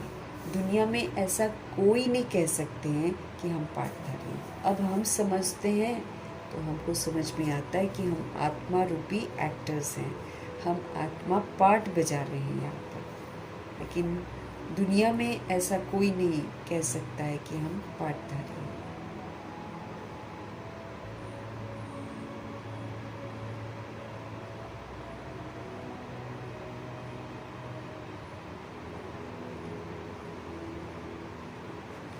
तो पार्टधारी कोई नहीं समझता है। बाकी तुम्हारे में भी बाबा कहते हैं सब नंबरवार हैं। बाबा कहते कोई भी दुनिया में अपने आप को पार्टधारी नहीं समझता है। बाकी तुम्हारे में भी जो समझते हैं ना, वो नंबरवार हैं जो अपने को पार्टधारी समझते होंगे इस ड्रामा के। दुनिया में ऐसा कोई नहीं कह सकते कि हम पार्टधारी हैं। हम लिखते भी हैं कि हर एक मनुष्य मात्र इस बेहद ड्रामा का एक्टर है। तो एक्टर होते हुए भी ड्रामा के जो मुख्य एक्टर्स हैं, डायरेक्टर हैं, और ड्रामा के जो आदि मध्य अंत को नहीं जानते हैं, तो वो बेसमझ हैं। हम खेल में खेल खेल रहे हैं और हम जाने ही ना, है ना, मुख्य एक्टर्स को न जाने, हम खुद को न जाने, हम डायरेक्टर को न जाने, हम ड्रामा के आदि मध्य अंत को न जाने, तो फिर बेसमझ है ना।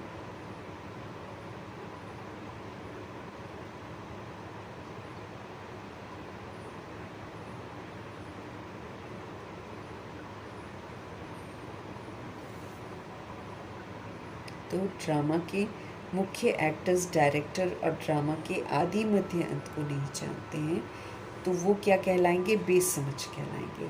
इस लिखने में कोई हर्जा नहीं है। एक कान से सुन दूसरे से निकाल नहीं देना चाहिए। सर्विस, सर्विस और सर्विस। बाबा जानते हैं कि बच्चों पर कभी ग्रहचारी भी बैठती है। जब ग्रहचारी बैठती है तो कितना नुकसान हो जाता है हमारा। क्यों? क्योंकि हम उल्टा काम करते हैं, तो मेरा नुकसान हो जाता है। वो बाप जानते हैं। साहूकार गरीब बन पड़ते हैं, कारण तो होता है ना। अभी जो साहूकार हैं, जो अमीर हैं, ये जाकर गरीब बनेंगे, तो कोई रीज़न तो होता है ना कि क्यों गरीब बनते हैं। साहूकार गरीब बन जाते हैं, कारण तो होता है ना। बहुतों को बाबा समझाते भी रहते हैं, बच्चे नाम रूप में मत फंसो, झूठ है ये, दोनों विनाशी हैं नाम रूप।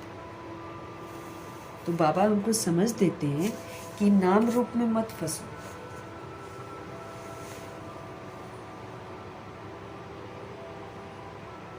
झूठ है ना, नाम भी झूठ है, रूप भी झूठ है। अब उसमें फंसकर अगर हम इस दुनिया में घुले रहेंगे तो मेरा नुकसान हो रहा है ना। हमको पता है कि ड्रामा अब ख़त्म होना है, और सबसे बड़ी बात है कि हमको ये समझाया जा रहा है कि हम अपना भाग्य बना रहे हैं।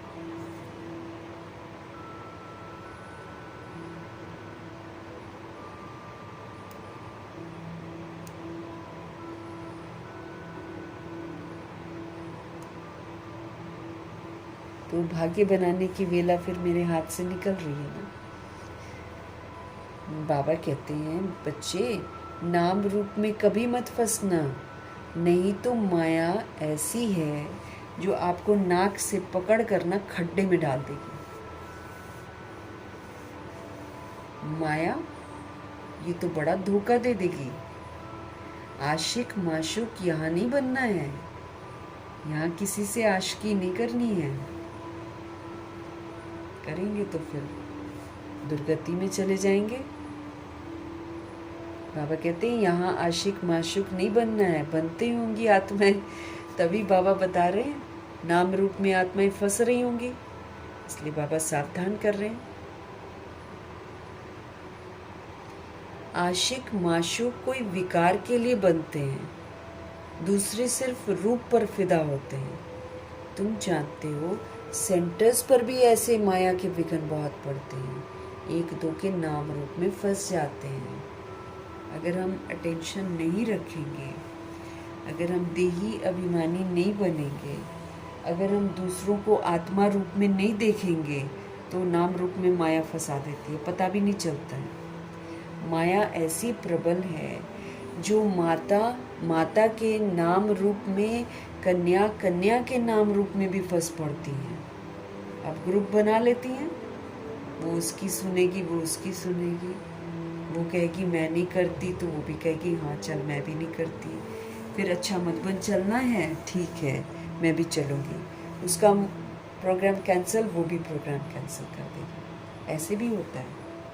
यहाँ भी फंसती हैं आत्माएं, दूसरों को सुनती हैं आत्माएं, फिर दूसरों के कहे के अनुसार चलती हैं आत्माएं। ऐसा यहाँ भी होता है। बाबा कहते हैं माता माता के नाम रूप में फंस जाती है, कन्या कन्या के नाम रूप में भी फंस पड़ती है। पुरुषार्थ करते हुए भी माया एकदम पकड़ लेती है। माया खेल खेलती है ना, ये थोड़ा सा भी इधर उधर ध्यान रहेगा बस ले जाएगी। इसीलिए हमें उनका संग नहीं करना है जो नाम रूप में फंसते हैं, जो देह अभिमान में आते हैं। बाबा के बच्चे भी 16,108-33 करोड़ बच्चों में जो संग हमको शिव बाबा का ही करना है, तभी बचे रहेंगे। देहधारी का संग करेंगे तो यहाँ भी दोस्तियाँ हो जाती हैं, तभी तो बीके शादी करते हैं, दोस्ती की है ना, ज़्यादा लगाव रखा है, एक दूसरे के नाम रूप में फंसते हैं, तभी तो करते हैं ऐसे उल्टे काम। ये तो बाबा तो मना करता है, सख्त मना करता है। वो फिर बहानेबाजी क्या हो जाती है कईयों की कि हम वो कर रहे हैं, आत्माएं जो गंधर्वी विवाह कर रहे हैं, ऐसे बोलते हैं कई लोग कि चलो गंधर्वी विवाह कर लेते हैं। अब गंधर्वी विवाह इस समय शक्तिशाली सोल्स थोड़ी हैं जो गंधर्वी विवाह करके उसको निभा लेती हैं, विकार में तो जाती हैं। इसलिए बाबा देख रहे हैं बच्चे नाम रूप में कहीं ना कहीं फंस रहे होंगे, इसीलिए बाबा सावधान कर रहे हैं कि ये माया का खेल चल रहा है नाम रूप में फंसाने का, इस खेल में कहीं फंस मत जाना, अपना भाग्य बना लो, बाकी दुनिया तो ख़त्म हो जानी है, लेकिन जो तुमने 2500 वर्ष का भाग्य बनाना है उससे तुम वंचित हो जाओगे, और जो संगम युग का वर्षा है उसको लेने से तुम वंचित हो जाओगे। संगम युग का भी तो वर्षा है ना, सुख का, शांति का, खुशियों का, हेल्थ का, वेल्थ का, सारा वर्षा संगम युग में मिलता है। उधर तो स्थूल मिलता है, यहाँ सूक्ष्म मिलता है। तो सूक्ष्म वर्षा मुझे लेना है, मुझे बाबा के साथ एंजॉय करना है कि मुझे झूठ खंड में जी रही आत्माओं के साथ एंजॉय करना है। वो तो मैं दुर्गति में जा रही हूँ, फिर बाबा थोड़ी एक्सेप्ट करेगा। बाबा तो साफ बोलते हैं, दिल में तुमने किसी और को बिठाया तो तुम्हारा दिल तो टुकड़े वाला है, मैं नहीं लूँगा टुकड़े वाला दिल, जिसमें हम दूसरों को रखते हैं या दुनिया की वस्तु वैभव को रखते हैं, ये अच्छा है, ये अच्छा है, ये जो करते हैं तो उसमें बाबा थोड़ी रहता है दिल में, क्योंकि दिल में दूसरी ख्वाहिशें बिठा रखी हैं। तो बाबा कहते हैं पुरुषार्थ करते हुए भी माया पकड़ लेती है, उसका तो खेल है ना, पकड़ लेती है। इसलिए बाबा हमको सावधानी देते हैं कि बच्चे, माया बहुत फंसाने की कोशिश करेगी आपको, बहुत अच्छी अच्छी बातें कोई करेगा, आपकी महिमा करेगा, आपकी तारीफ़ करेगा, आप पर ऐसा अनुभव कराएगा कि भाई आप तो बहुत ही अच्छे हो। ये सारा माया है क्योंकि जो सोल्स ऐसे करती है ना, वो बाद में वही सोल्स धोखा देती हैं, वही सोल्स फिर उल्टा भी बोलती हैं। नेचुरल है इस ड्रामा में, ऐसा ही होता है। इससे क्या होता है, इसी से देह अभिमान टूटता है ना। जब आत्मा शरीर छोड़ती है तो जब उसको पता चलता है, क्योंकि वो तो शरीर छोड़ देती है, अब उसके पास होता है आकारी शरीर, 13 दिन तक उसके पास आकारी शरीर होता है। अब उस आकारी शरीर में वो दूसरी आत्मा को सुन भी सकती है, वो दूसरी आत्मा के मन को भी रीड कर सकती है कि कई तो बोलते नहीं है मन में क्या सोचते हैं। तो जब वो हकीकत देखती है सबकी कि किसी को कोई फ़र्क नहीं पड़ता है उसके मरने से, तब वो दुखी परेशान होती है, भुगतती है फिर। तो बाबा हमको बार बार समझाते हैं कि देहधारी लिमिटेड हैं, आपका कोई भी साथी नहीं है, आज है कल नहीं है। झटका मिलेगा तो हम अपने भाग्य से तो वंचित हो जाएंगे ना।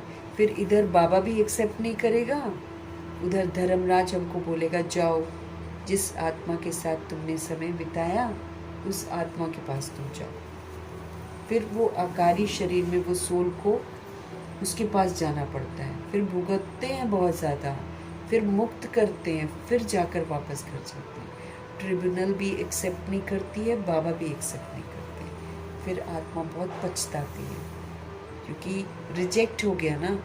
तो जो भगवान के द्वारा रिजेक्ट हो जाती है आत्मा एंड में, वो फिर हर जन्म में ना अभाव में ही जीती है। वो फिर हर समय एक्सपेक्टेशन दूसरे से ही करती है कि दूसरा उसको अच्छा समझे, दूसरा उसको प्यार करे, ऐसा ऐसा सोचती है, लेकिन उसको कभी नहीं मिलता है। ये सृष्टि रूपी ड्रामा द्वापर युग कलयुग का ऐसा ही है। लेकिन जो बाबा के अभी बनते हैं उनको फिर परिवार से भी प्यार मिलता है, शिव बाबा से भी प्यार मिलता है, और वो रूहें फिर नई दुनिया में जाती हैं जहाँ पर सब कोई मिलजुल कर रहते हैं, सब खुश रहते हैं, सब एंजॉय करते हैं। सत्युग की एंजॉयमेंट तो कभी भी मिल नहीं सकती है। जितना मर्जी हम कलयुग में एंजॉयमेंट ढूंढे, कलयुग का एंजॉयमेंट खोखला एंजॉयमेंट है। ये हमको पतित ही बनाता है, ये हमको भगवान से दूर करता है। इसलिए इधर नहीं फंसना है, सत्युग सुंदर दुनिया में जाने के लिए तैयार होना है। बाबा हमको सावधान कर रहे हैं कि माया से सावधान रहो। ये चारा डालती है नाम रूप का, इसमें फंसाती है और इसमें फंसा के रखती है, और बाबा फिर चले जाएगा तो ये नाम रूप ही हमको फिर फेल कराएगा, धोखा दिलाएगा। हर कोई धोखा खाता है, हर कोई। इस कलयुग में कितने प्रलोभन लेकर आत्माएं विकारी हथियाला बांधती हैं एक दूसरे के साथ, कितने सपने देखती हैं। थोड़े दिनों में डिवोर्स हो रहे होते हैं, रह नहीं पाते एक दूसरे के साथ, इतना अनकंफर्टेबल फील करते हैं कि लगता है कि भाई नहीं, साथ में नहीं रह सकते। आजकल तो ये वाला दौर चल रहा है। और ये भी दौर चलता है कि घर में एक होती है, सेटिस्फैक्शन नहीं है, तो बाहर जाकर दूसरे के साथ देखते, दूसरों को देखते रहते हैं। बाबा बोलते दृष्टि से भी काम विकार चलता है। आपने किसी के शरीर को निहार लिया तो आपने क्या किया? आपने काम विकार का शुरुआत जो होती है वो तो कर ली है। आपकी दृष्टि ही खंडित हो गई है। तो हमारा पवित्रता में हमको दृष्टि भी चेक होगा, हमको वृत्ति भी चेक होगा कि क्या मेरी वृत्ति आत्मा भाई भाई की है, कि मुझे गर्ल बॉय मैन वुमन ऐसा दिखाई देता है। क्योंकि हमको तो मालूम है कि आत्मा तो मैन वुमन होती नहीं है।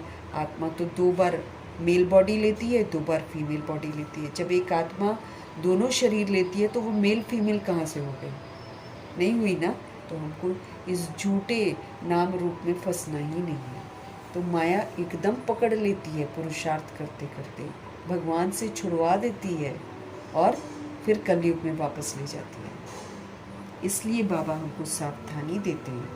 बच्चे फंस रहे होंगे कहीं ना कहीं, इसलिए बाबा सावधानी देते हैं कि बच्चे, माया बहुत फंसाने की कोशिश करेगी, लेकिन तुमको फंसना नहीं है। वार्निंग देते हैं ना बाबा। अब कल को हम फंस गए तो बाबा फिर मेरे को ये मुरली दिखाएंगे कि देखो मैंने तुम्हें वार्न किया था।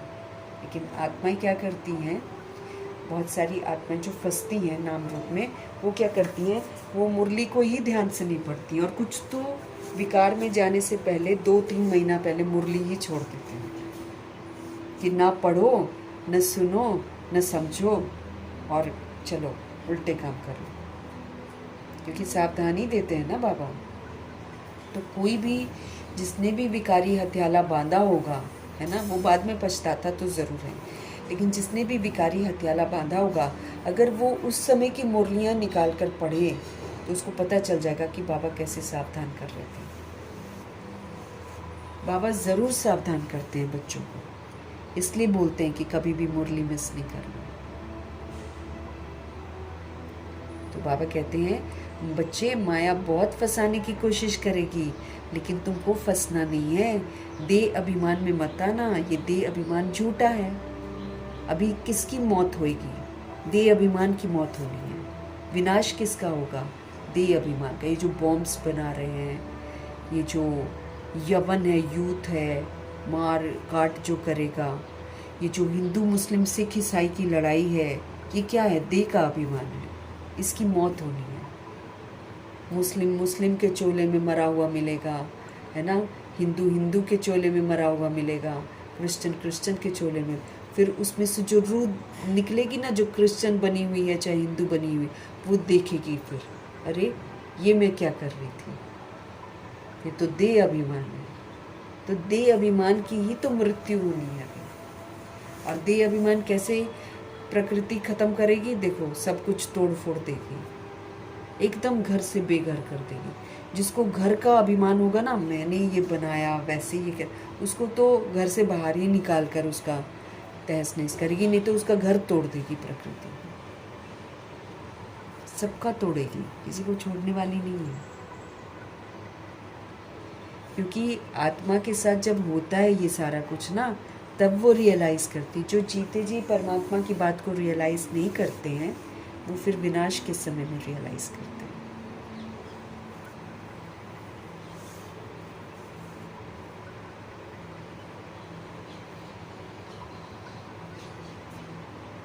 बाबा कहते हैं, बच्चे, माया ना बहुत फंसाने की कोशिश आपको करेगी, आप फंसना नहीं।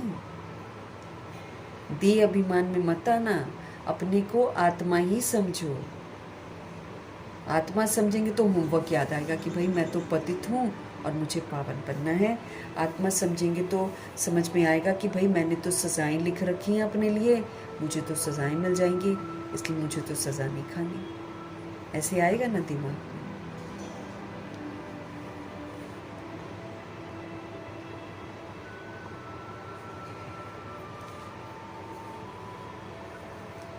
बच्चे, माया बहुत फंसाएगी, देह अभिमान में मत आना, अपने को आत्मा समझ बाप को याद करते रहो, यही मेरा सुरक्षा कवच है।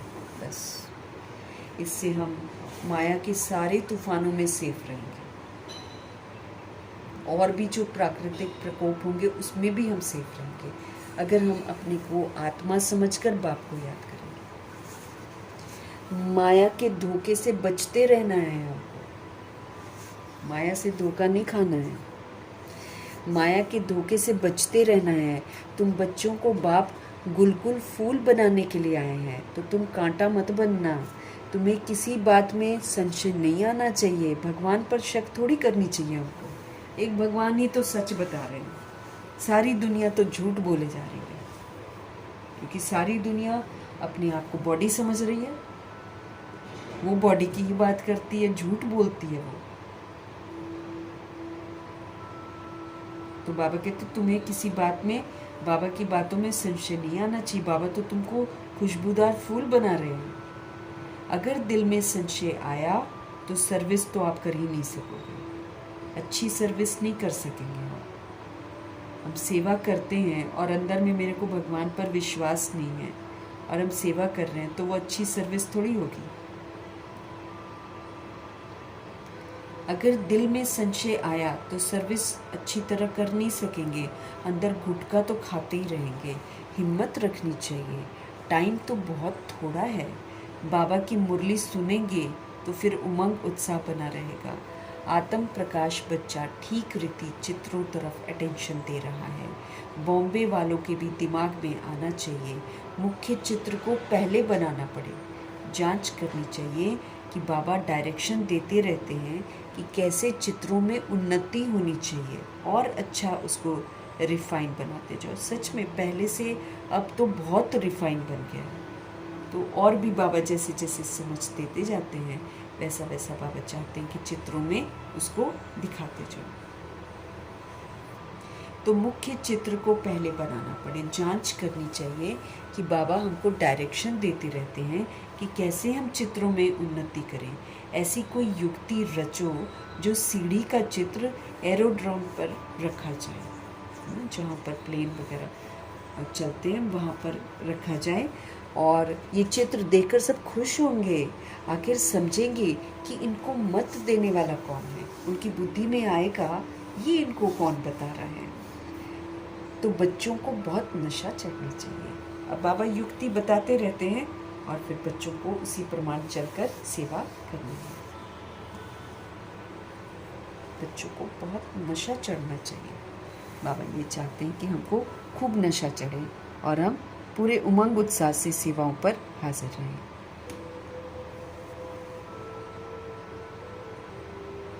अच्छा, मीठी मीठी सी गिलते बच्चों प्रति माता पिता बाप दादा का याद प्यार और गुड मॉर्निंग। रूहानी बाप की रूहानी बच्चों को नमस्ते। हम रूहानी बच्चों की भी रूहानी बाप को दिल से, जान से, सिक से, प्रेम से, अदब से, पूरे रिस्पेक्ट से, पूरे रिगार्ड से, प्रेम भरी, स्नेह भरी, मोहब्बत भरी नमस्ते और तहे दिल से मीठे परमपिता परमात्मा जी का धन्यवाद। धारणा के लिए मुख्य सार। तुम बच्चे लड़ाई के मैदान में हो। हमको क्या याद रखना है? हम लड़ाई के मैदान में हैं। 63 जन्म हमने जो गलतियां करी हुई हैं, वो गलतियां, वो कमी कमज़ोरियां हमारे अंदर फिर इमर्ज हो सकती हैं। इसलिए हमारे खुद के साथ युद्ध है हमारे अंदर देह अभिमान कूट कूट के भरा हुआ है। अब हम आत्म अभिमानी बनते हैं तो देह अभिमान फिर से आता है। हमको किसी ने कुछ कह दिया, बस हमको अपमान फील होता है, हम बुरा मान जाते हैं, हम बात नहीं करेंगे, हम अलग रहेंगे, ऐसा वाला थॉट आ जाता है। ये सारा क्या है? देह का अभिमान। तो अपमान फील करते हैं। तुम बच्चे लड़ाई के मैदान में हो। माया रावण से तुम्हारे युद्ध है। ये माया रूपी रावण, ये देह का अभिमान, इसी के साथ मेरा युद्ध है। मुझे बनना है देही अभिमानी, आत्म अभिमानी, और मेरे 63 जन्मों का देह अभिमान कहता है नहीं नहीं, देह अभिमान में गुस्सा कर, ये चाहिए वो चाहिए, इस कामना रख, और फिर लोभ भी रख, मोह भी कर, सब तरफ उकसाएगा मन। हमारा युद्ध चलता है। 63 जन्मों के रावण को हमको जीतना है। कैसे जीतेंगे? जब हम उसको यूज ही नहीं करेंगे तब जीतेंगे। जब हम कमी कमजोरियों को, देह अभिमान की कमी कमजोरियों को जब हम यूज नहीं करेंगे ना, तब हम जीत प्राप्त करेंगे। तो तुम बच्चे लड़ाई के मैदान में हो। माया रावण से तुम्हारी युद्ध चल रही है। माया बहुत विघ्न डालती है। बच्चों को बहुत सावधान रहना चाहिए। ये एकदम दिमाग घुमा देती है, सच में ये दिमाग घुमा देती है। बार बार देहधारियों को दिखवा देगी। आदत पड़ी हुई ना पुरानी, बार बार दैहिक दृष्टि आएगी, बार बार मधुबन में गए, बार बार क्वेश्चन करेक्शन उठेंगे। ये क्या है? देह का अभिमान। हमको क्या करना है? बाबा को देखना है, ब्रह्मा जी को देखना है। लेकिन बार बार कोई कुछ करेगा, उस पसंद नहीं आया, किसी का संस्कार कैसा, किसी का संस्कार कैसा, किसी ने कुछ किया, बस दिमाग उसी में बच जाएगा, उसी का चिंतन चलता रहेगा। उतने सेकंड मेरे वेस्ट जा रहे हैं, उतने संकल्प मेरे वेस्ट जा रहे हैं, इस तरफ ध्यान नहीं जाएगा, पूरा नुकसान कर लेते हैं। इसीलिए माया तो बहुत विघ्न डालती है। बच्चों को बहुत सावधान रहना चाहिए।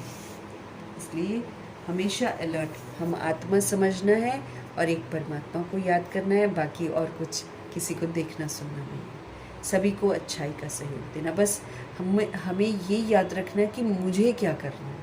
बस इसको फीड कर लेना है सुबह कि आज हम ऑफिस जा रहे हैं, मुझे सारा दिन क्या करना है।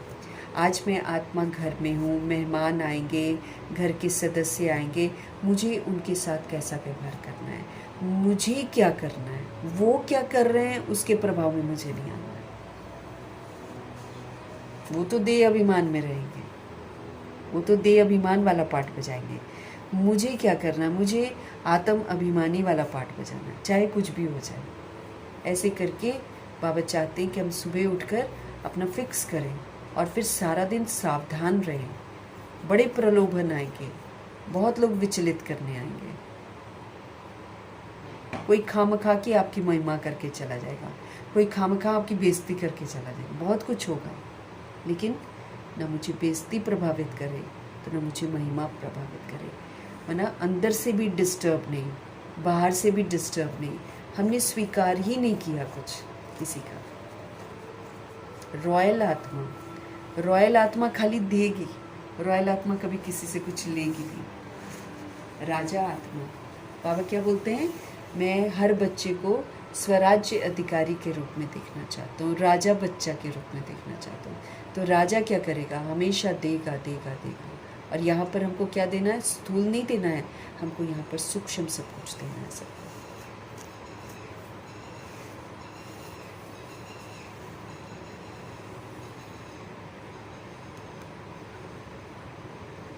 बच्चों को बहुत सावधान रहना चाहिए।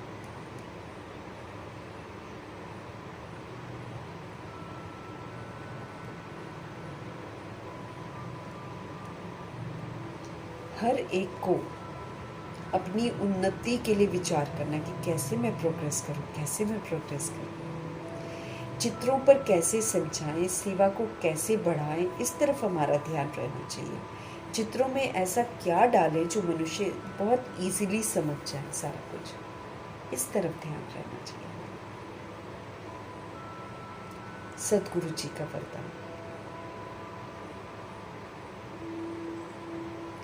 देह अभिमान के त्याग के द्वारा श्रेष्ठ भाग्य बनाने वाले सर्व सिद्धि स्वरूप भव।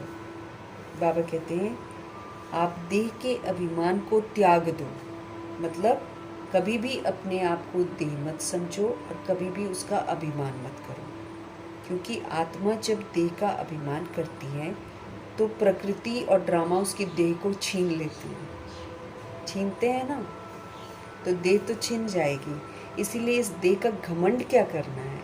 इसको तो इंस्ट्रूमेंट समझना है और इसको गाड़ी समझना है, इसको घर समझना है जिसमें आत्मा रहती है। अब इस घर में, इस गाड़ी में, इस इंस्ट्रूमेंट में रहकर 63 जन्म मैंने विस्मृति का पाठ बजाया है, मैंने उल्टा पाठ बजाया है, मैंने पाप किए हैं, मैं आत्मा पतित बनी हूँ। अब मुझे इसी बॉडी में रहते हुए पावन बनना है। तो कैसे पावन बनेगी? अगर मेरे को देह अभिमान होगा तो मैं पावन नहीं बन सकती, फिर तो हम फंसते रहेंगे इधर उधर। लेकिन जब मैं आत्म अभिमानी होंगी तो मैं फिर कहीं भी फंसूंगी नहीं। इसलिए बाबा हमको क्या वरदान दे रहे हैं कि देह के अभिमान को आप त्याग दो और फिर अपना बनाओ श्रेष्ठ भाग्य।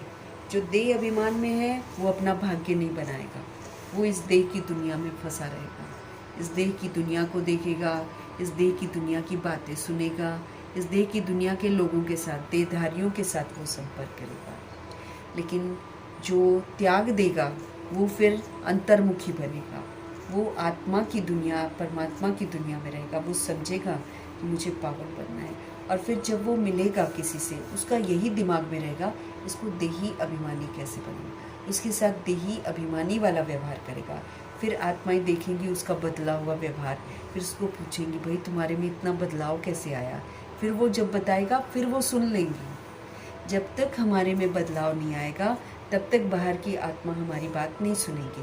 लेकिन जब हमारे अंदर में अलौकिकता आ जाएगी तो वो अलौकिकता हर आत्मा को अट्रैक्ट करती है, चाहे वो इस समय आतंकवादी बन जाए, चाहे वो गैंगस्टर बन जाए, लेकिन उसको अलौकिकता ज़रूर अट्रैक्ट करेगी।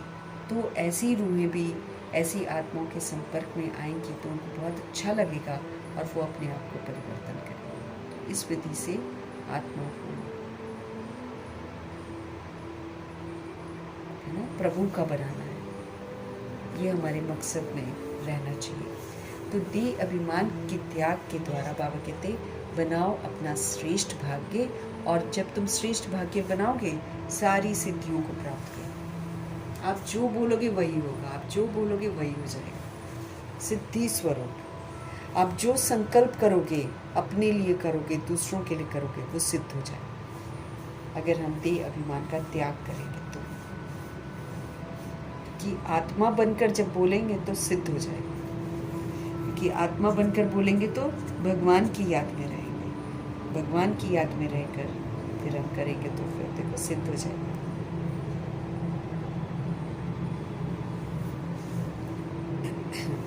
देह अभिमान का त्याग करने अर्थात देही अभिमानी बनने से बाप के सर्व संबंध का, बाप से सारी शक्तियों का अनुभव होता है। जो सोल अपने को आत्मा समझती है, परमात्मा का बच्चा समझती है, परमधाम निवासी आत्मा समझती है, वो देही अभिमानी बनने से बाप के सर्व संबंध का भी हम अनुभव करेंगे और सारी शक्तियों का भी अनुभव करेंगे। ये अनुभव जो है, यही संगम युग का सर्वश्रेष्ठ भाग्य है। संगम युग में भी तो हमको भाग्य मिलता है ना।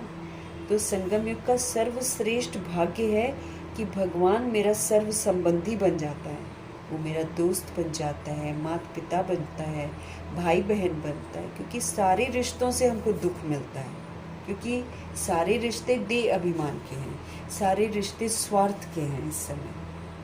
तो हमको सारे संबंधों से ही दुख मिलता है, सारे संबंध विनाशी हैं।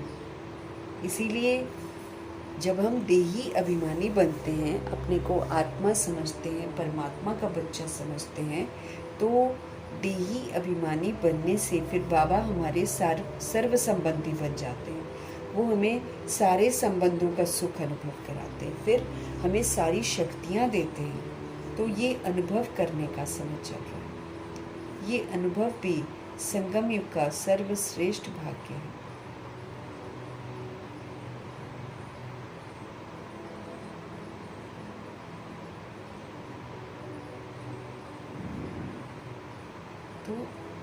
तो बाबा कहते सर्वश्रेष्ठ भाग्य है, भगवान सर्व संबंधी और सारी शक्तियों का अनुभव। विधाता द्वारा मिली हुई इस विधि को अपनाने से वृद्धि भी होगी और सारी सिद्धियां भी हमको प्राप्त होंगी। विधाता के द्वारा मिली हुई इस विधि को जब हम अपना लेते हैं तो वृद्धि भी होगी हमारी और फिर सारी सिद्धियां भी हमको प्राप्त होंगी। देहधारी के संबंध व स्नेह में तो अपना ताज तख्त और अपना असली स्वरूप सब छोड़ दिया, तो क्या बाप के स्नेह में देह अभिमान का त्याग नहीं कर सकते हो? बाबा कहते तुमने देहधारियों के संबंध में और स्नेह में तो अपना ताज भी छोड़ दिया, अपना तुमने तख्त भी छोड़ दिया, अपना तुमने असली स्वरूप ही छोड़ दिया दूसरे के चक्कर में, बॉडी कॉन्शियसनेस। इसी देहधारी के लिए हमको क्या ताज मिला हुआ है? स्व परिवर्तन से विश्व परिवर्तन करना। हमको मिला है स्वराज्य का ताज। बाबा कहते तुमने किसी देहधारी के लिए अपना तो तुमने स्वराज्य का ताज भी खो दिया। फिर तुम्हारा भ्रिकुटी का तख्त था जहाँ बैठकर तुम राजा बनकर पाठ बजाते हो, तुम किसी के भी अधीन नहीं होते हो, लेकिन देहधारी के चक्कर में आकर तुमने तो अपना तख्त भी छोड़ दिया। फिर देहधारी के चक्कर में आकर तुम तो अपने असली स्वरूप को भी छोड़ देते हो। अपने को आत्मा समझना है, लेकिन जस्ट बिकॉज दूसरा देहधारी है तो उस देहधारी के चक्कर में उसी जैसा बन जाता है। तो बाबा कहते तुमने अपना ताज भी गवाया, तुमने अपना तख्त भी गवाया और तुमने अपना तिलक भी गवाया और तुम बन गए पूरा उसके गुलाम। अगले ने आपको अपने जैसा बना दिया, देही अभिमानी बना दिया, देह अभिमान में ले आया तो देह अभिमानी बना दिया। और बाबा हमको देही अभिमानी बना रहे हैं। बाबा कह रहे तुम किसी के अधीन मत रहो, तुम मेरे बच्चे हो, तुम रॉयल हो, तुम राजा हो, तुम दो दूसरों को लेकिन लो कभी नहीं किसी से। बाबा तुमको ये सिखाते हैं।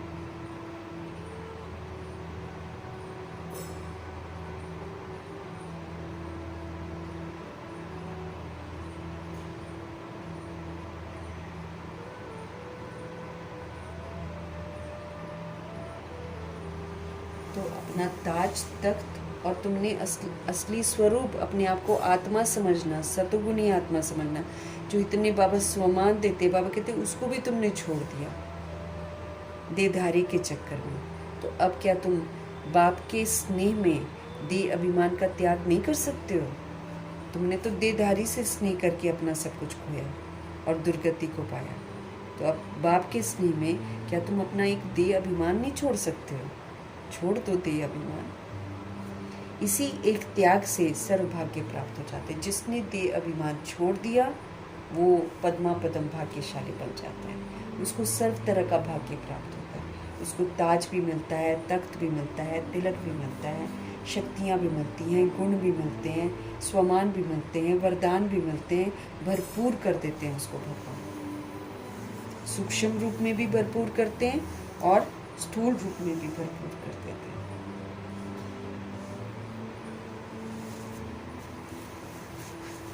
तो देह के अभिमान पर आज बाबा बार बार सिखा रहे हैं, क्योंकि देह का अभिमान ही हमसे गलत काम कराता है। इसमें देह अभिमान में आते हैं तो हमको गुस्सा आता है, स्वार्थ भी है, ईर्ष्या भी है, चिड़चिड़ापन भी है, कारण क्रोध का। लेकिन देह अभिमान में आते हैं तो हम क्रोध करते हैं। अगर हम आत्म अभिमानी बने तो फिर क्रोध क्यों करेंगे, है ना। तो स्लोगन है, हमको क्रोध मुक्त बनना है, हमको क्रोध मुक्त बनना है, बाबा कहते हैं।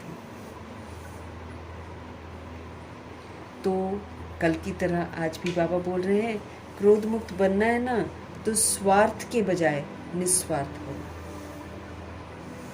जैसे ब्रह्मा जी निस्वार्थ होकर सबकी सेवा करते थे, किसी से तो कोई स्वार्थ नहीं रखा उन्होंने, सबका अपकारी पर भी उपकार। तो क्रोध मुक्त अगर मेरे को बनना है तो बाबा कहते हैं स्वार्थ के बजाय निस्वार्थ बनो, इच्छाओं के रूप का परिवर्तन करो, ये चाहिए वो चाहिए, इसको परिवर्तन करो। हमको किसी से कुछ नहीं चाहिए, तो जब किसी से कुछ चाहिए ही नहीं होगा तो हमको क्रोध आएगा ही नहीं।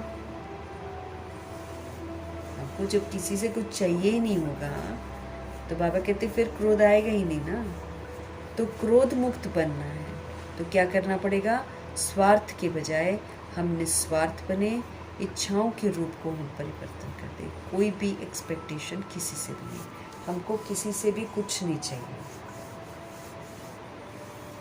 तो निस्वार्थ बनो और फिर इच्छाओं के रूप को अब परिवर्तन करो।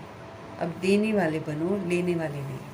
रॉयल बनो, रॉयल आत्मा सिर्फ देगी, किसी से कुछ नहीं लेगी।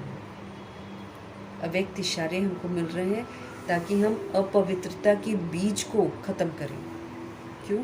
क्योंकि हमको संपूर्ण स्वच्छ बनना है, हमको संपूर्ण पवित्र बनना है। बाप के साथ आप सबने भी पान का बीड़ा उठाया है, विश्व कल्याण करना है, पवित्रता की स्थापना करनी है, तो हम भी ये वाला सहयोग देने के लिए हमने भी कदम उठाया है। तो बाप के साथ आप सबने भी पान का बीड़ा उठाया है कि पवित्रता के द्वारा हम अब प्रकृति को भी पावन बनाएंगे, क्योंकि प्रकृति को मैंने पतित बनाया है। आज प्रकृति ऐसी मूडी हो गई है, तमो प्रधान बन गई है, तमोगुनी बनी है। क्यों बनी है? क्योंकि हम बने हैं, हमने इसको ऐसा बनाया है। तो अब मेरे को क्या करना पड़ेगा? अब मुझे श्रीमत पर चलकर प्रकृति को सतोगुनी बनाना पड़ेगा और फिर प्रकृति को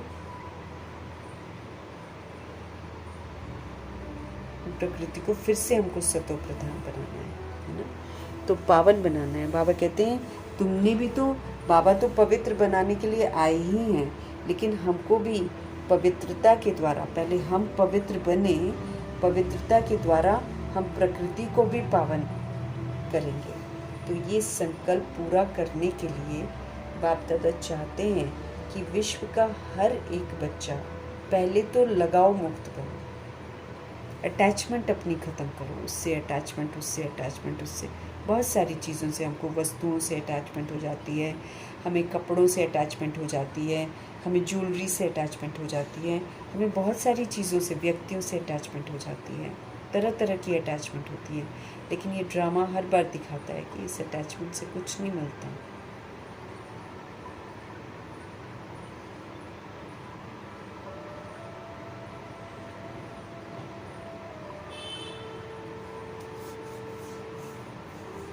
तो बाप दादा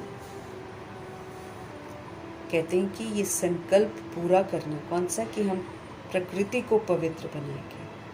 तो ये संकल्प पूरा करने के लिए बाप दादा ये चाहते हैं कि विश्व का हर एक बच्चा जो है ना, सबसे पहले तो वो लगाव मुक्त बने, किसी भी तरीके का कहीं भी अटैचमेंट नहीं होना चाहिए।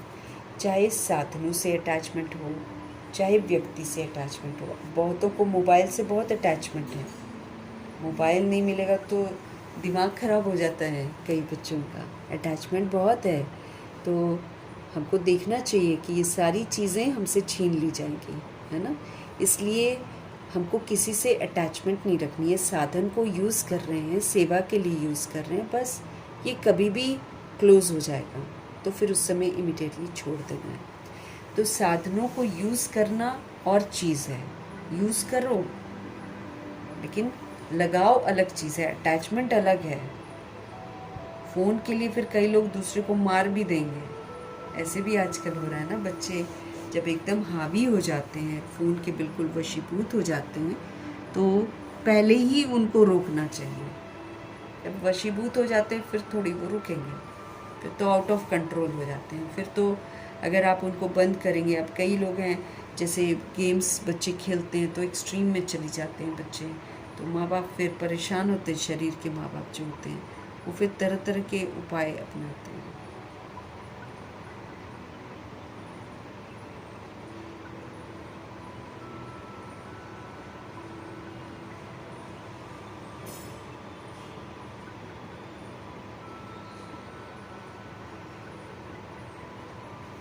तो चाहे साधनों से लगाव हो, चाहे किसी व्यक्ति से लगाव हो, बाबा कहते हैं साधनों को यूज़ करना अलग बात है, आप यूज़ करो फिर साइड कर दो।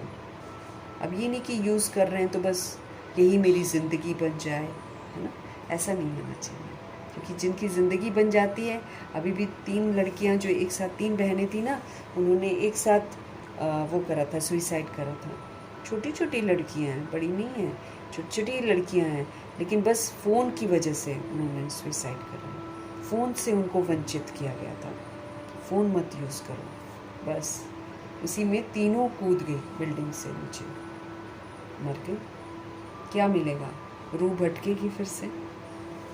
वो सोचते हैं हम इस चीज़ से, क्योंकि वो बहुत एडिक्ट हो गई थी किसी गेम को खेलते खेलते। उस एडिक्शन ने उनको उकसाया कि मना मोबाइल इज़ एवरीथिंग, और जब उनको कहीं से वंचित किया गया तो फिर वो, और फिर कई लोग मोबाइल के कुछ गेम्स ऐसे निकले हैं जिसमें वो उकसाते हैं कि आप ऐसे बनो और आप जब सुसाइड करोगे तो फिर आप हमारे बन जाओगे। ऐसे ऐसे गेम्स भी निकाले हुए हैं जिसकी वशीभूत आत्माएं हो जाती हैं, फिर वो मोबाइल छोड़ नहीं पाती हैं। और आजकल तो वैसे ही स्कूल के बच्चों को बोल दिया गया है कि ऑनलाइन पढ़ो, तो सारा पढ़ाई मोबाइल में है। अब बच्चे मोबाइल में पढ़ते थोड़ी हैं, तो कुछ और ही देखते हैं, सुनते हैं। गेम की लत पड़ जाती है कईयों को, गेम के चक्कर में वो किसी के साथ भी कैसा भी व्यवहार कर सकते हैं, हिंसात्मक बन जाते हैं ना, उनके अंदर हिंसा पैदा हो। ये जो संगम युग है, इसमें जो भी चीज़ हम देख रहे हैं, सुन रहे हैं, वो तथास्तु होती जा रही है। और जितना हम आत्मा अंदर लेकर जा रहे हैं, उतना ही बाहर निकलेगा जब शरीर छोड़ेंगे। तो शरीर छोड़ने से पहले वो सारी बातें बाहर निकलेंगी। तो उतनी देर में, जितनी देर में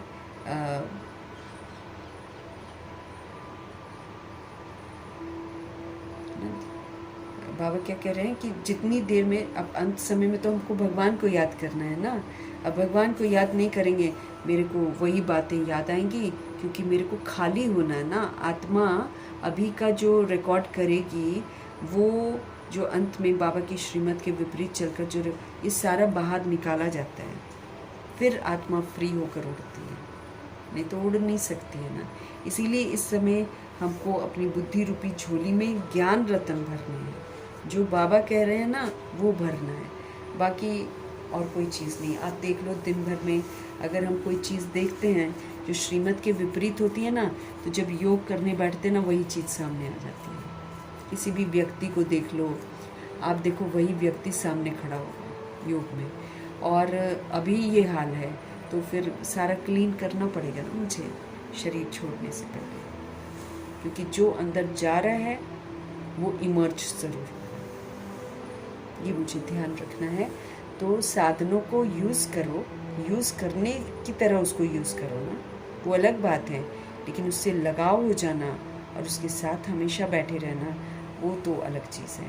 तो बाप दादा हर बच्चे को पहले तो यही कहते हैं कि अपने आप को लगाव मुक्त करो, अपने आप को क्या करो, लगाव से मुक्त करो।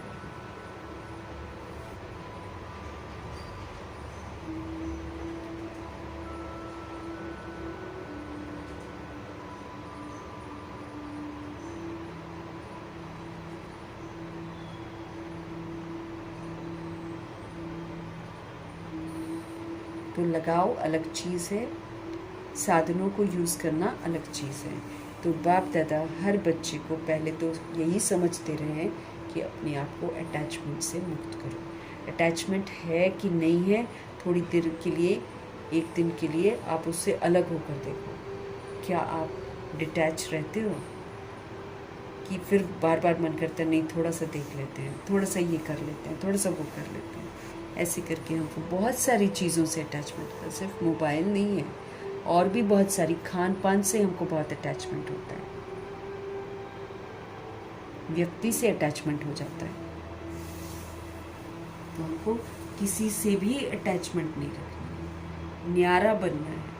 न्यारी आत्मा ही बाबा के साथ उड़ सकेगी, क्योंकि शिव बाबा न्यारा है, तो जोड़ी मिलनी चाहिए ना।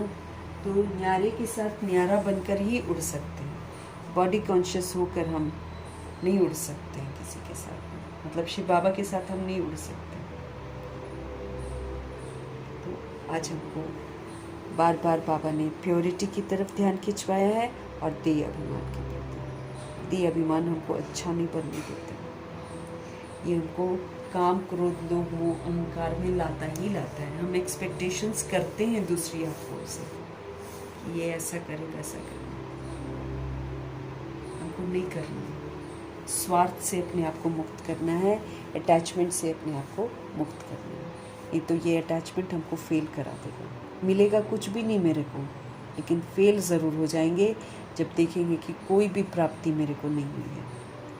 भगवान के साथ रहना है, भगवान हमको सही रास्ता दिखा रहे हैं। मीठे प्यारे शिव पिता परमात्मा जी का धन्यवाद करेंगे, ब्रह्मा माँ का धन्यवाद, जगदम्बा माँ का धन्यवाद, गुलजार दादी जी का धन्यवाद, अष्टरत्नों का धन्यवाद, नवग्रहों का धन्यवाद, एडवांस पार्टी की सारी सोल्स का धन्यवाद, बची हुई जितनी भी आत्माएं हैं सबका धन्यवाद, 5 तत्वों का धन्यवाद, ड्रामा का धन्यवाद, प्रकृति का धन्यवाद, माया का धन्यवाद, यमदूत का धन्यवाद, करोड़ों की आबादी का धन्यवाद, साधनों का धन्यवाद, साधन बनाने वालों का धन्यवाद, साथ में रहने वाली सोल्स का धन्यवाद, सहयोगी आत्माओं का धन्यवाद, अविनाशी खजानों का धन्यवाद, समय का धन्यवाद, शरीर रूपी इंस्ट्रूमेंट का धन्यवाद, आप सभी सोल्स का धन्यवाद, सृष्टि की मेहमान नवाजी का तहे दिल से धन्यवाद करेंगे। धन्यवाद करते हुए खूब शांति।